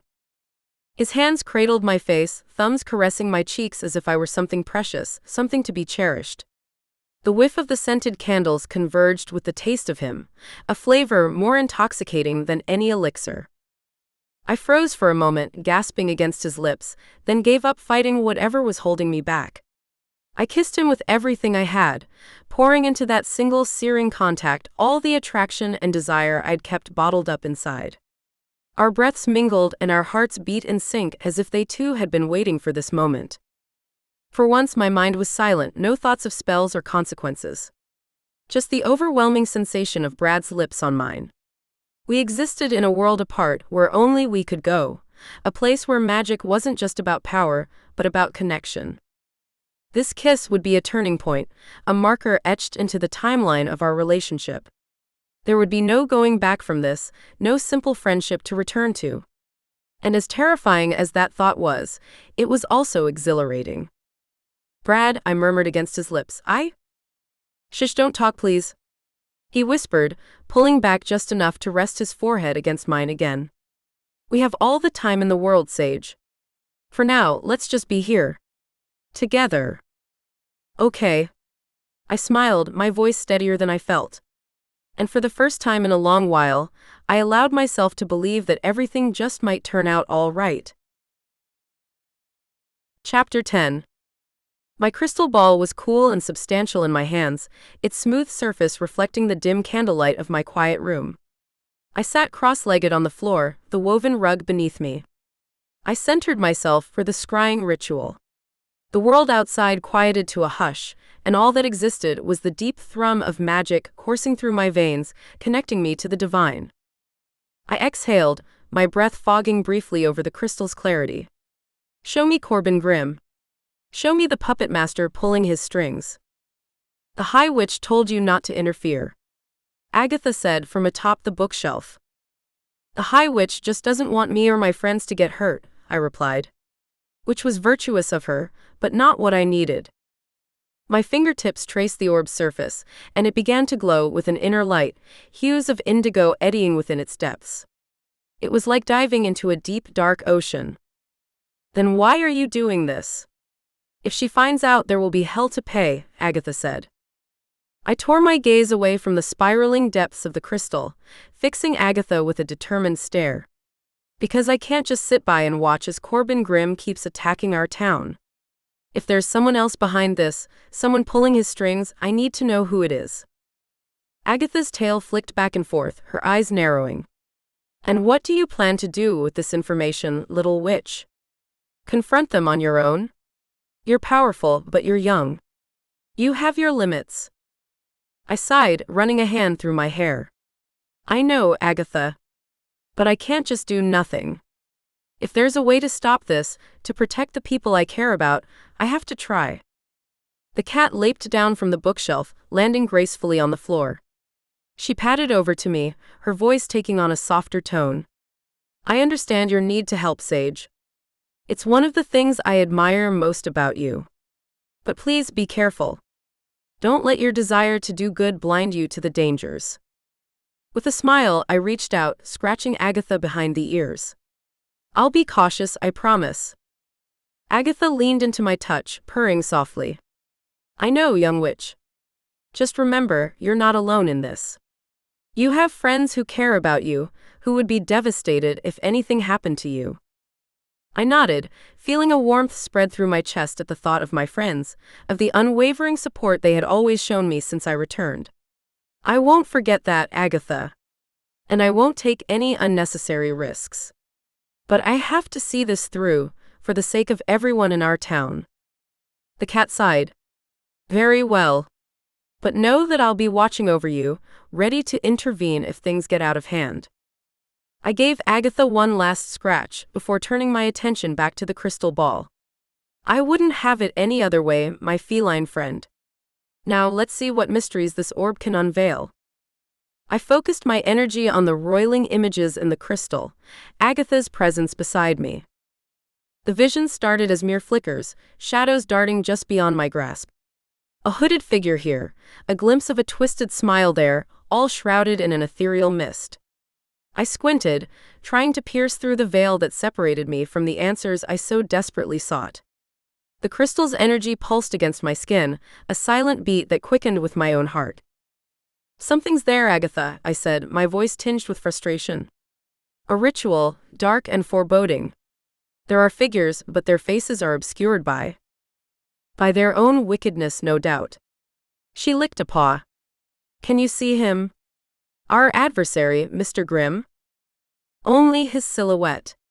He's there among them, his aura black as night. I paused, my gaze never leaving the crystal's enigmatic scene.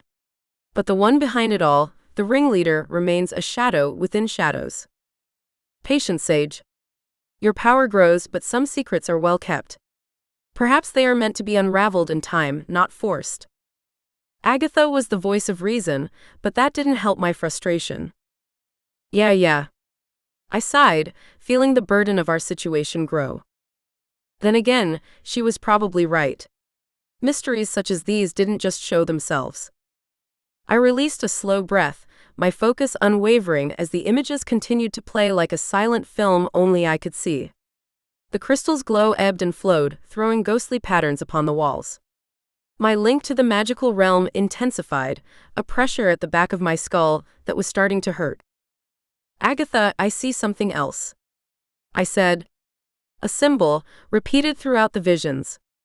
It's important, I can feel it, but its meaning eludes me. Describe it, she prompted, her whiskers twitching with interest. I closed my eyes, stretching out with my supernatural senses. An Ouroboros, but not quite. The serpent devours not its tail but a star, or maybe it's protecting it. Protection or possession, Agatha said. Such symbols are often dual-natured. Keep it in mind, the cosmos has a way of illuminating the obscure when least expected. The crystal's power waned, and my headache exploded behind my eyes. I pulled back from the vision and grabbed onto my head, the room returning to its mundane state. Ow, that hurt. The knock at the door jolted me from my trance-like state and forced me to take a breath. Whoever was at the door, they were a welcomed interruption to clear the lingering fog in my mind. Agatha leapt off the table, her black form slinking through the house. I got to my feet, blinking rapidly as my eyes refocused and my headache slowly receded. I crossed the room and opened the front door to reveal Evie. Hey, she greeted with a half-smile, stepping inside without waiting for an invitation. She was like that, casual, direct, and always carrying the essence of wild herbs and potions on her. That's what made her Evie. Any luck? She asked, her eyes searching mine for clues. Bits and pieces, I admitted, leading her to the living room where Agatha had already reclaimed her seat. Shadows, rituals, but nothing concrete. It's like chasing mist. I conjured myself a cup of tea with a painkiller potion, feeling the need to quell the pain after such an intense experience. Do you want one? I asked her, gesturing to the cup. She shook her head. No thanks. Go for it. I took a sip and sighed as the potion spread through my body. That's better. My head was killing me. Evie flopped onto the couch decorated with plush cushions and pastel throw blankets. We'll figure it out, she said with more certainty than I felt. I hope so, I said, allowing myself to be momentarily comforted by her confidence. Spill it, sage. Agatha said, her whiskers twitching and tail flickering. There's more troubling you than elusive visions. I hesitated, my gaze wandering to the bright flames of the fireplace. The weight of my secret pressed heavily on my chest, a burden I'd carried for the last few days. I knew I could trust Agatha and Evie, but the words seemed to stick in my throat, as if speaking them aloud would make them all too real. The memory of Brad's lips on mine, the electric thrill of our kiss made me smile. I took a steadying breath, then said the words I needed to say, my heart fluttering at the memory. Brad kissed me. Evie shot upright, eyes wide. Holy hell, Sage. When? How? A few nights ago. I fidgeted with the hem of my sweater. We were hanging out for some downtime, it just happened. Well, thank the goddess. Evie exclaimed, throwing her hands up in the air. I thought you two would dodge your feelings forever. Agatha sniffed disdainfully. Young witch, you allowed yourself to be distracted by fleeting passions when darkness looms. I ignored my familiar who was probably centuries older than me, and focused on my friend who understood my age better. But Evie, what if he doesn't feel the same? What if I've ruined everything by giving in to my feelings? Hey. Stop that. Evie reached over and placed her hand over mine to squeeze my hand. Brad's a good guy. He's been your friend forever. He was your high school sweetheart. This could be wonderful, you know? Or catastrophic. I sagged onto the sofa. The fear of rejection, of altering our friendship beyond repair, gnawed at me. When we were kids, it was easy to walk away and not ruin everything, but now. Agatha leapt onto the coffee table, her tail swishing. Do not be daft, young witch. That warlock has fawned over you since you were mere fledglings. She's right, Evie chimed in. Remember when we were 16, and he brought you those enchanted roses that never wilted? Or when he learned advanced transmutation just to craft you that moonstone bracelet for your birthday? Heat crept up my neck. Those were just friendly gestures. Friendly gestures? Agatha scoffed. The boy is utterly besotted. Why, I've caught him staring at you with those dopey eyes more times than I can count. He's ridiculous. I fidgeted, recalling the way Brad's blue eyes had lingered on me lately, full of passionate longing. Holy hell, what if you're right? Of course we're right. Evie squeezed my hand. Just ask him, Sage. I bet he's been waiting for this as long as you have. Nodding slowly, I took a deep breath. Maybe it was time to stop hiding from my feelings and take a leap of faith. Evie smiled big and wide. And listen, Sage, regardless of what happens with Brad, we're here for you. Thanks, guys, I murmured, feeling a surge of gratitude for their unwavering support. I don't know what I'd do without you. Die alone and friendless most likely, my familiar said dryly, but the amused gleam in her eyes softened the joke. Probably, I agreed, a small laugh escaping. Evie pulled out her notepad, the edges worn from constant use. All right, enough talk of boys. Now we need to focus. How do we uncover who's behind this? We're still thinking that there's a magical uprising going on, yeah? I nodded, agreeing with her that something else was definitely going on. Scrying hasn't revealed much. Maybe we're looking at this the wrong way, Agatha suggested. Instead of seeking answers directly, let's trace the magic. Every spell leaves an echo, a signature. Something that could lead us to the one who cast the spell. Evie tapped her pen against her lips. Like a magical residue, you're right. If we could isolate those echoes, then we might pinpoint where they're coming from. I took another big sip of tea for fortitude and got to my feet. Evie stood up next to me. I'll start gathering components for a location spell. We can amplify the resonance of their magic and track them down. I nodded at her. Good idea, but this isn't like any other dark magic we've faced. Since when has danger stopped us? Evie grinned, her expression alight with the thrill of the challenge. I laughed. Never. Before we get started on this new challenge, I have to ask you something, Sage. Agatha's gaze was sharp on me now. How are you holding up? You've been rather pensive lately. Is it that obvious? I said with a sigh, realizing that Agatha was going to see things others wouldn't. She did live with me after all. It's just, sometimes I wonder if I'm really cut out for this path.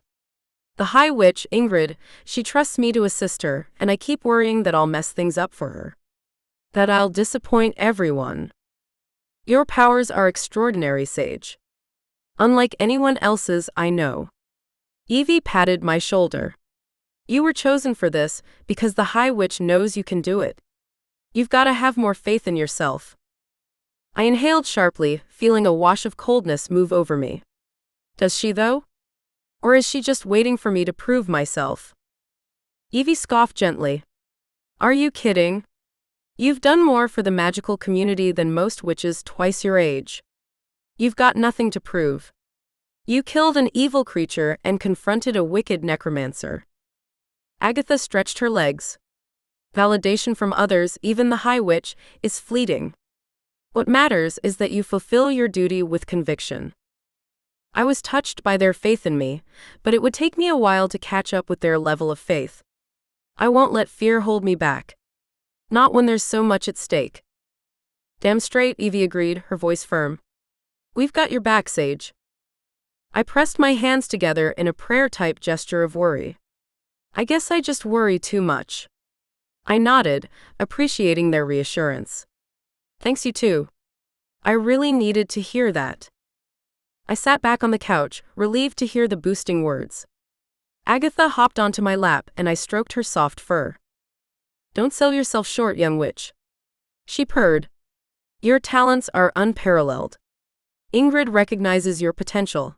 That's why she entrusted you with such a crucial role. Evie grinned.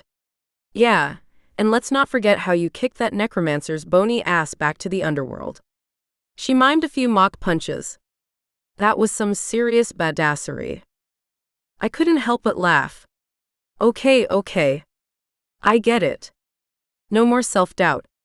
I'll try to do better. I promise. Agatha purred approvingly. That's the spirit. Now let's get to work. Chapter 11.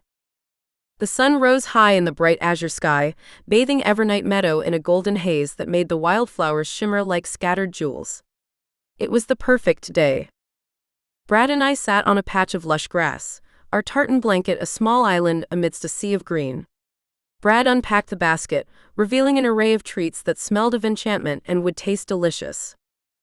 Try the pixie berry tarts, he said, pointing to the latest thing he pulled out of the basket. They're supposed to bring good luck. I bit into the tart's flaky crust, and a burst of sweetness filled my mouth, berries mingled with a hint of magic that fizzed on my tongue. Holy hell, these are amazing, I said, licking my lips. I'm glad you like them. Brad stretched out beside me, looking every bit the part of a relaxed, sexy man. He certainly made my heart sing. The afternoon breeze blew through the meadow, carrying the fragrance of jasmine and moonflower. I stared out at the distance and really took it all in. There was a peace here with Brad that I rarely felt. I was always moving, always yearning. Here now, this was peace. Brad took my hand, pulling me back to reality. I stared down at our hands. A faint glow emanated from our touch, a soft luminescence that shimmered upon our skin. Your beauty outshines even the magic of this place, Sage. His voice was light, teasing. A laugh escaped me before I could stop it, and a hot flush spread across my cheeks. And your charm, Brad Adams, is as potent as any spell you could cast. Is it now? His thumb stroked the back of my hand, sending tingles up my arm. Even more potent than my taste in movies? Definitely not. I squeezed his hand. Remember that horror flick you made me watch? I couldn't sleep for days. He smiled. Because it was terrifyingly good. Or just plain terrifying. My music playlist, however, is pure magic. Ah, but can it compete with my book collection? Full of ancient lore and forbidden spells? His gaze was feisty but proud, knowledge was his treasure. I poked him gently in the ribs. Depends. Does your bookshelf have space for interior design magic? Because that's where the real creativity lies. Of course, right next to my treatise on elemental manipulation. Fire, earth, air, water, I've mastered them all. Except when it comes to beating me at elemental conquest, I teased, knowing full well how our last game night had ended. Cheater, he murmured affectionately, pulling me closer. Hey. I feigned indignation, a grin lifting the corners of my mouth. I'll have you know, my victory on board game night was as legitimate as any spell in your precious tomes. Sure, he drawled, his blue stare glinting with impishness. Just like that time you claimed you'd forgotten to use your most powerful cards until the end. Strategy, Brad, I corrected him, laughing. It's all about strategy. Or convenient forgetfulness. I rolled my eyes at Brad's teasing, a small smile touching my lips. Our light-hearted banter was as natural as breathing, it always had been. Regardless of his accusations of cheating, I knew he didn't really mind that I made sure I won sometimes. It was all part of our game.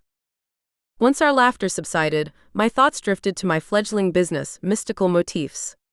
The idea of enchanting entire homes had been simmering in my mind for weeks, a tantalizing prospect that could take my interior design magic to new heights. You know, I began, meeting Brad's gaze, I'm serious about expanding the business. Imagine being able to rearrange your entire living space with a simple incantation. No more heavy lifting or rearranging furniture manually. Brad's brows lifted, intrigued. That's ambitious, even for you. But if anyone can pull it off, it's the spellcrafting extraordinaire herself. A hint of pride colored his words, and I felt a warmth bloom in my chest.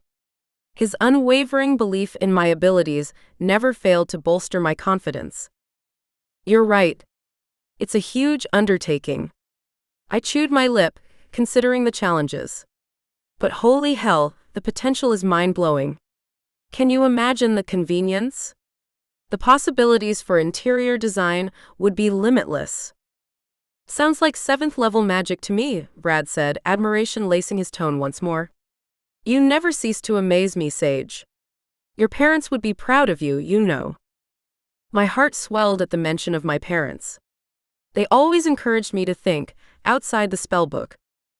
Which is why you're the best at what you do, he said earnestly. Your designs don't just change spaces, they change lives. Wow, laying it on a bit thick, aren't you? I teased, but inside his words bolstered me more than any incantation could. Maybe you should write my marketing copy. You do it better than I do. Only stating facts. He grasped one of the pixie berry tarts and lifted it into the air. Here's to changing lives and winning at board games. He toasted before taking a large bite. Brad's lips curved into a sexy smile as he swallowed the last bite of the pixie berry tart.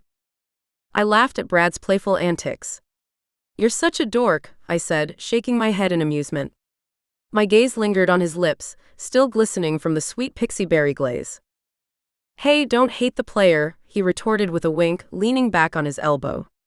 Appreciate the game instead. I rolled my eyes, but the corners of my mouth tugged upward. Speaking of games, I clicked my fingers and conjured up a pack of cards from my study at home. I believe it's my turn to deal the cards. I shoveled the deck with a practiced hand and made some space between us on the blanket. Prepare to be dazzled, Mr. Adams. As I dealt the cards, I had a sinister thought. I made a magic move with a tiny movement of my wrist, and Brad's cards rearranged into a less-than-ideal hand. I batted my eyelids and lifted my hand up so he couldn't see what I held. May the best witch win.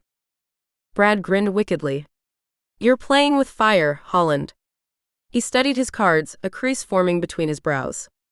Holy hell, did you rig this? Who, me? I feigned innocence, struggling to suppress a grin. I would never stoop so low. Aha, sure you wouldn't. Brad smirked, his expression vibrant with amusement. He sat up and held his cards in one hand. I've known you long enough to recognize your tells, Sage. You're not as innocent as you'd like me to believe. I gasped in mock offense, placing a hand over my heart. Brad Adams, are you accusing me of cheating? I'm wounded by your lack of faith in my integrity. Oh, I have faith in your integrity, he countered, his voice dropping to a low teasing murmur. Just not when it comes to card games. The air between us buzzed with a delicious blend of jokey banter and fiery desires. I found myself drawn to the intensity of his gaze, the way his lips curved into that infuriatingly attractive smirk. Well then, I said, my voice taking on a sultry edge, I guess I'll just have to prove my innocence through my superior skills. Brad chuckled. Bring it on, witch. Let's see what you've got. As we delved into the game, our hands brushed against each other, lingering a moment too long. The casual touches ignited a fire within me, a longing I'd tried to suppress for years. Being around Brad was both exhilarating and frustrating, a constant push and pull of emotions that left me breathless. Crap, I grumbled. Brad played a particularly clever move, his expression glinting with triumph. What's the matter, Sage? Losing your touch, he taunted, his voice laced with a challenge. I narrowed my eyes at him, determination coursing through my veins. You wish, Adams. I'm just getting started. The game continued, our teasing and laughter becoming more animated. The air hummed with a different kind of magic. One that had nothing to do with spells or enchantments. It was the magic of two hearts, forever entwined by a bond that defied explanation. Brad's gaze locked onto mine, the intensity in his blue gaze causing my breath to catch. He reached out, his fingers grazing my cheek with a tenderness that made my heart flutter wildly in my chest. Sage, he murmured, his deep voice husky with emotion. A hint of a smile played at the corners of his mouth. I've wanted to do this for so long. Before I could form a coherent response, he leaned in and captured my lips with his own. Desire, hot and dizzying, ignited inside me as he kissed me deeply, passionately. Our magic purled and blazed around us, vibrant colors painting the air. I melted against him, the hard planes of his body molding perfectly against my curves. His strong arms wrapped around my waist, pulling me flush against him. A breathy moan escaped me as his tongue teased the seam of my lips, seeking entrance. I parted them for him, the kiss turning hungry, desperate. Holy hell, the man could kiss. My spine turned to jelly and my mind went blissfully blank, lost to the feel of his lips moving over mine, his fingers tangling in my hair. Kissing Brad was like coming home, a fleeting sense of rightness settling deep in my bones. When we finally broke apart, both of us were breathing hard. Brad rested his forehead against mine, his eyes dark and heated as they bored into me. His voice lowered, hoarse and deep with desire. I care about you, Sage. I always have. Tears pricked at the back of my eyes, those were the exact words I'd been hoping to hear. I cupped his face in my hands, my heart so full it felt ready to burst. I care about you too, Brad. So much. His answering grin was blinding before he swooped in to kiss me again. When we parted once more for air, Brad whispered. Sage. I want more than just friendship between us. His voice was low, husky with longing. My breath caught. I wanted that too, so badly it hurt. But what about our friendship? If this doesn't work out. I bit my lip, searching his face for an answer to the fears I'd just put out there. The thought of losing Brad completely terrified me. Part of me had dreamed of this moment, yearned for the sweet moments we'd shared as high school sweethearts to evolve into a more adult relationship. But another part couldn't help but worry. What if this kiss, as magical as it felt, was nothing more than a fleeting moment of weakness? And if things didn't work out, would our breakup leave us both with shattered hearts and a void where our friendship once thrived? The thought of losing Brad, not just as a potential lover but as one of my closest friends, overwhelmed me.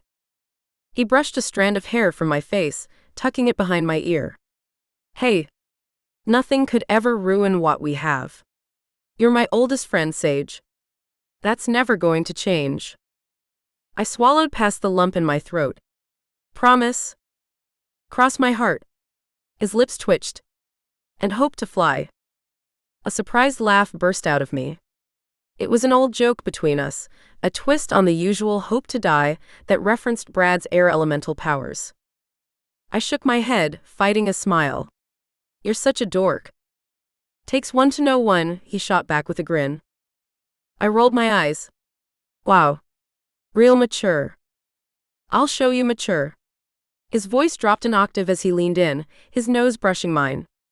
My pulse jumped. Is that a threat or a promise? I said, my breath caressing his lips, he was so close to me. Desire coiled low in my belly. Definitely a promise. And then his mouth was on mine again, hot and hungry, chasing all rational thought from my mind. Holy hell, the man could kiss. Chapter 12. The town square was alive with a vibrancy that defied the recent shadows cast upon our small, magical community. The air was imbued with laughter and conversation for the first time since I'd been home. "Heroes of Emberwick Crossing," boomed Ingrid Nightspire's voice, her presence as commanding as the bright banners fluttering in the breeze. "We gather today to honor Sage Holland, Evie Black, and Brad Adams." I stood, slightly awkwardly under the gaze of so many, feeling Brad's reassuring hand on my lower back. Ingrid's gaze found mine, the violet in them reflective like twilight skies. With her head held high, she continued, "For their courage, for their strength, and most importantly, for their resourcefulness in defeating the evil, we owe these three our deepest gratitude." Warmth spread through my entire body as applause erupted around us. An elder warlock, whose beard seemed to be a nest for chipmunks, stepped forward. "Sage, Brad, and Evie, your spellcrafting was nothing short of miraculous." His compliment left me flushed with pride, yet I could only offer a faint smile and a glance towards my friends, sharing the moment with them. "Thank you," I said. Evie leaned in close, her dark hair tickling my cheek. "Sage, can you believe this shit? We're heroes now." I couldn't help smiling. "Don't let it go to your head." "Too late for that," Brad joked, his laughter filling the air. Evie shot him a playful glare. "Watch it, Adams, or I'll hicks your balls off." Their teasing provided me with a slice of normalcy in the midst of the grandeur of the ceremony. It was a reminder that we were still just us, three best friends who had faced the darkness together. Ingrid's voice cut through the chatter. "Now, I believe our heroes deserve a feast befitting their triumph. To the Great Hall." Once the crowd began to disperse, I caught Ingrid's gaze once more. There was pride in those violet depths, but also something else. A secret that was just out of reach. "You did well, Sage," she said, her tone softer than before. "Your parents would be proud." The mention of my parents sent a pang through my heart. I wish they could have been here to see this moment. "Thank you, Ingrid," I managed, my voice thick with emotion. "I couldn't have done it without your teaching and guidance." She placed a hand on my shoulder, the weight of it both calming and heavy with expectation. "You have a great destiny ahead of you, Sage Holland. Don't forget that." The gathering's elation ebbed into a gentle murmur of celebration, and Brad and I found ourselves alone in the middle of the revelry. The morning sun cast long shadows across the cobblestones of the square, dappling the ground with patterns that shifted with the movements of people and animals alike. A couple of iridescent hummingbirds flitted about a nearby blossoming bush, their wings beating softly. "Listen, Sage, I've been thinking.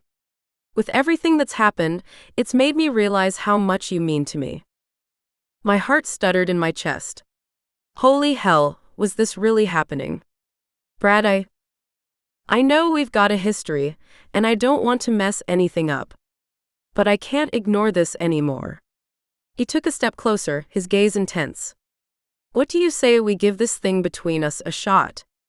Take it slow, see where it goes?" Butterflies erupted in my stomach as I stared up at him, barely daring to breathe. "I'd like that." A slow grin spread across his face. "Yeah? Well, that's a relief.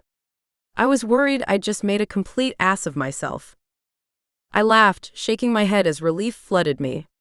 "Please, we both know you've got no shortage of confidence." "True, but even I can get nervous sometimes."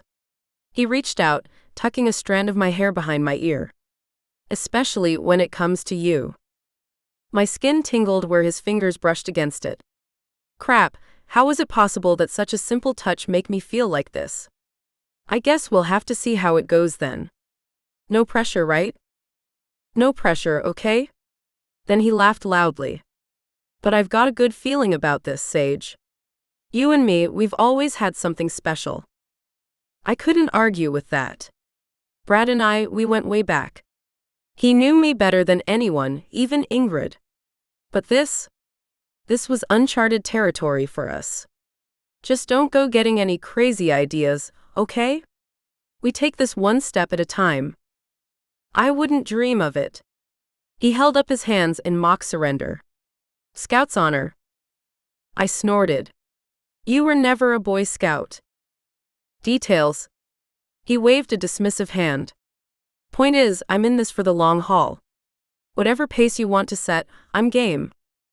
My heart swelled at his words. Brad Adams, ever the gentleman. Who would have thought? All right then, let's do this. But if you break my heart, I'll hex your ass into next week. He threw his head back and laughed. Duly noted, witch. Duly noted. Moving slowly, giving me time to pull away, Brad leaned in and brushed his lips against mine.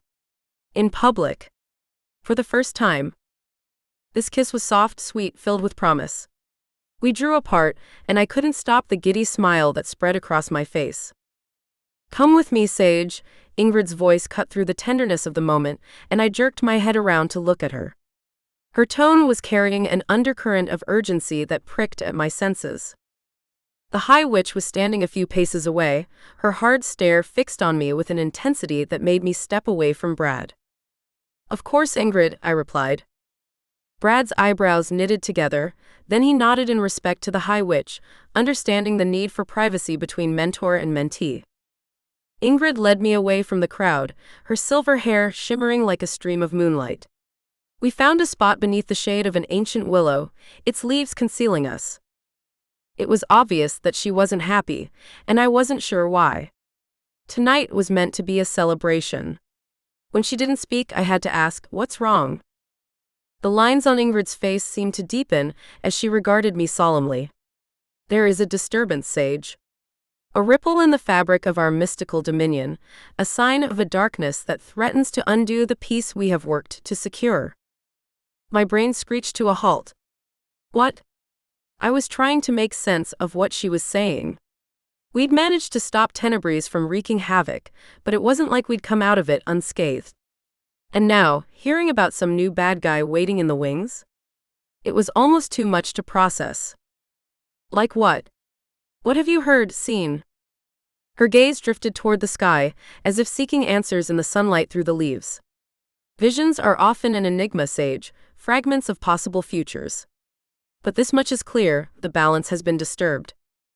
Her warning hit me hard, and I could feel the weight of it all pressing down on me. My mind was spinning. There was no way I was going to let our little slice of paradise crumble into chaos, not after all the crap we'd been through already. I took a breath and said as calmly as I could, "Thank you for trusting me with this." Ingrid and I, we had a connection that kept growing stronger. It was more than just the whole mentor and mentee thing. She was like the family I never had, or at least the family I didn't have anymore.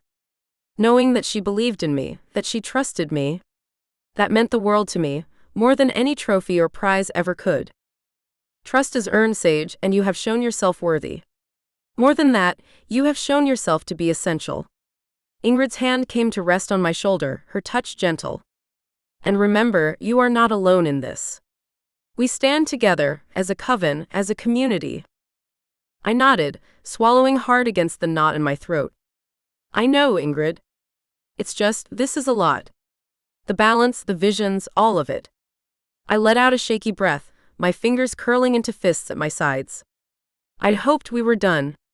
That everything would be okay now, but it obviously wasn't. But I'm not backing down. I'll do whatever it takes to protect our world, our magic. Ingrid's violet expression gleamed with pride, a hint of a smile on her lips. That's the spirit, Sage. Embrace the challenge, for it is through adversity that we grow strongest. I smirked. Damn, Ingrid, you should write fortune cookies. She arched a perfectly sculpted eyebrow. Perhaps in another life, my dear.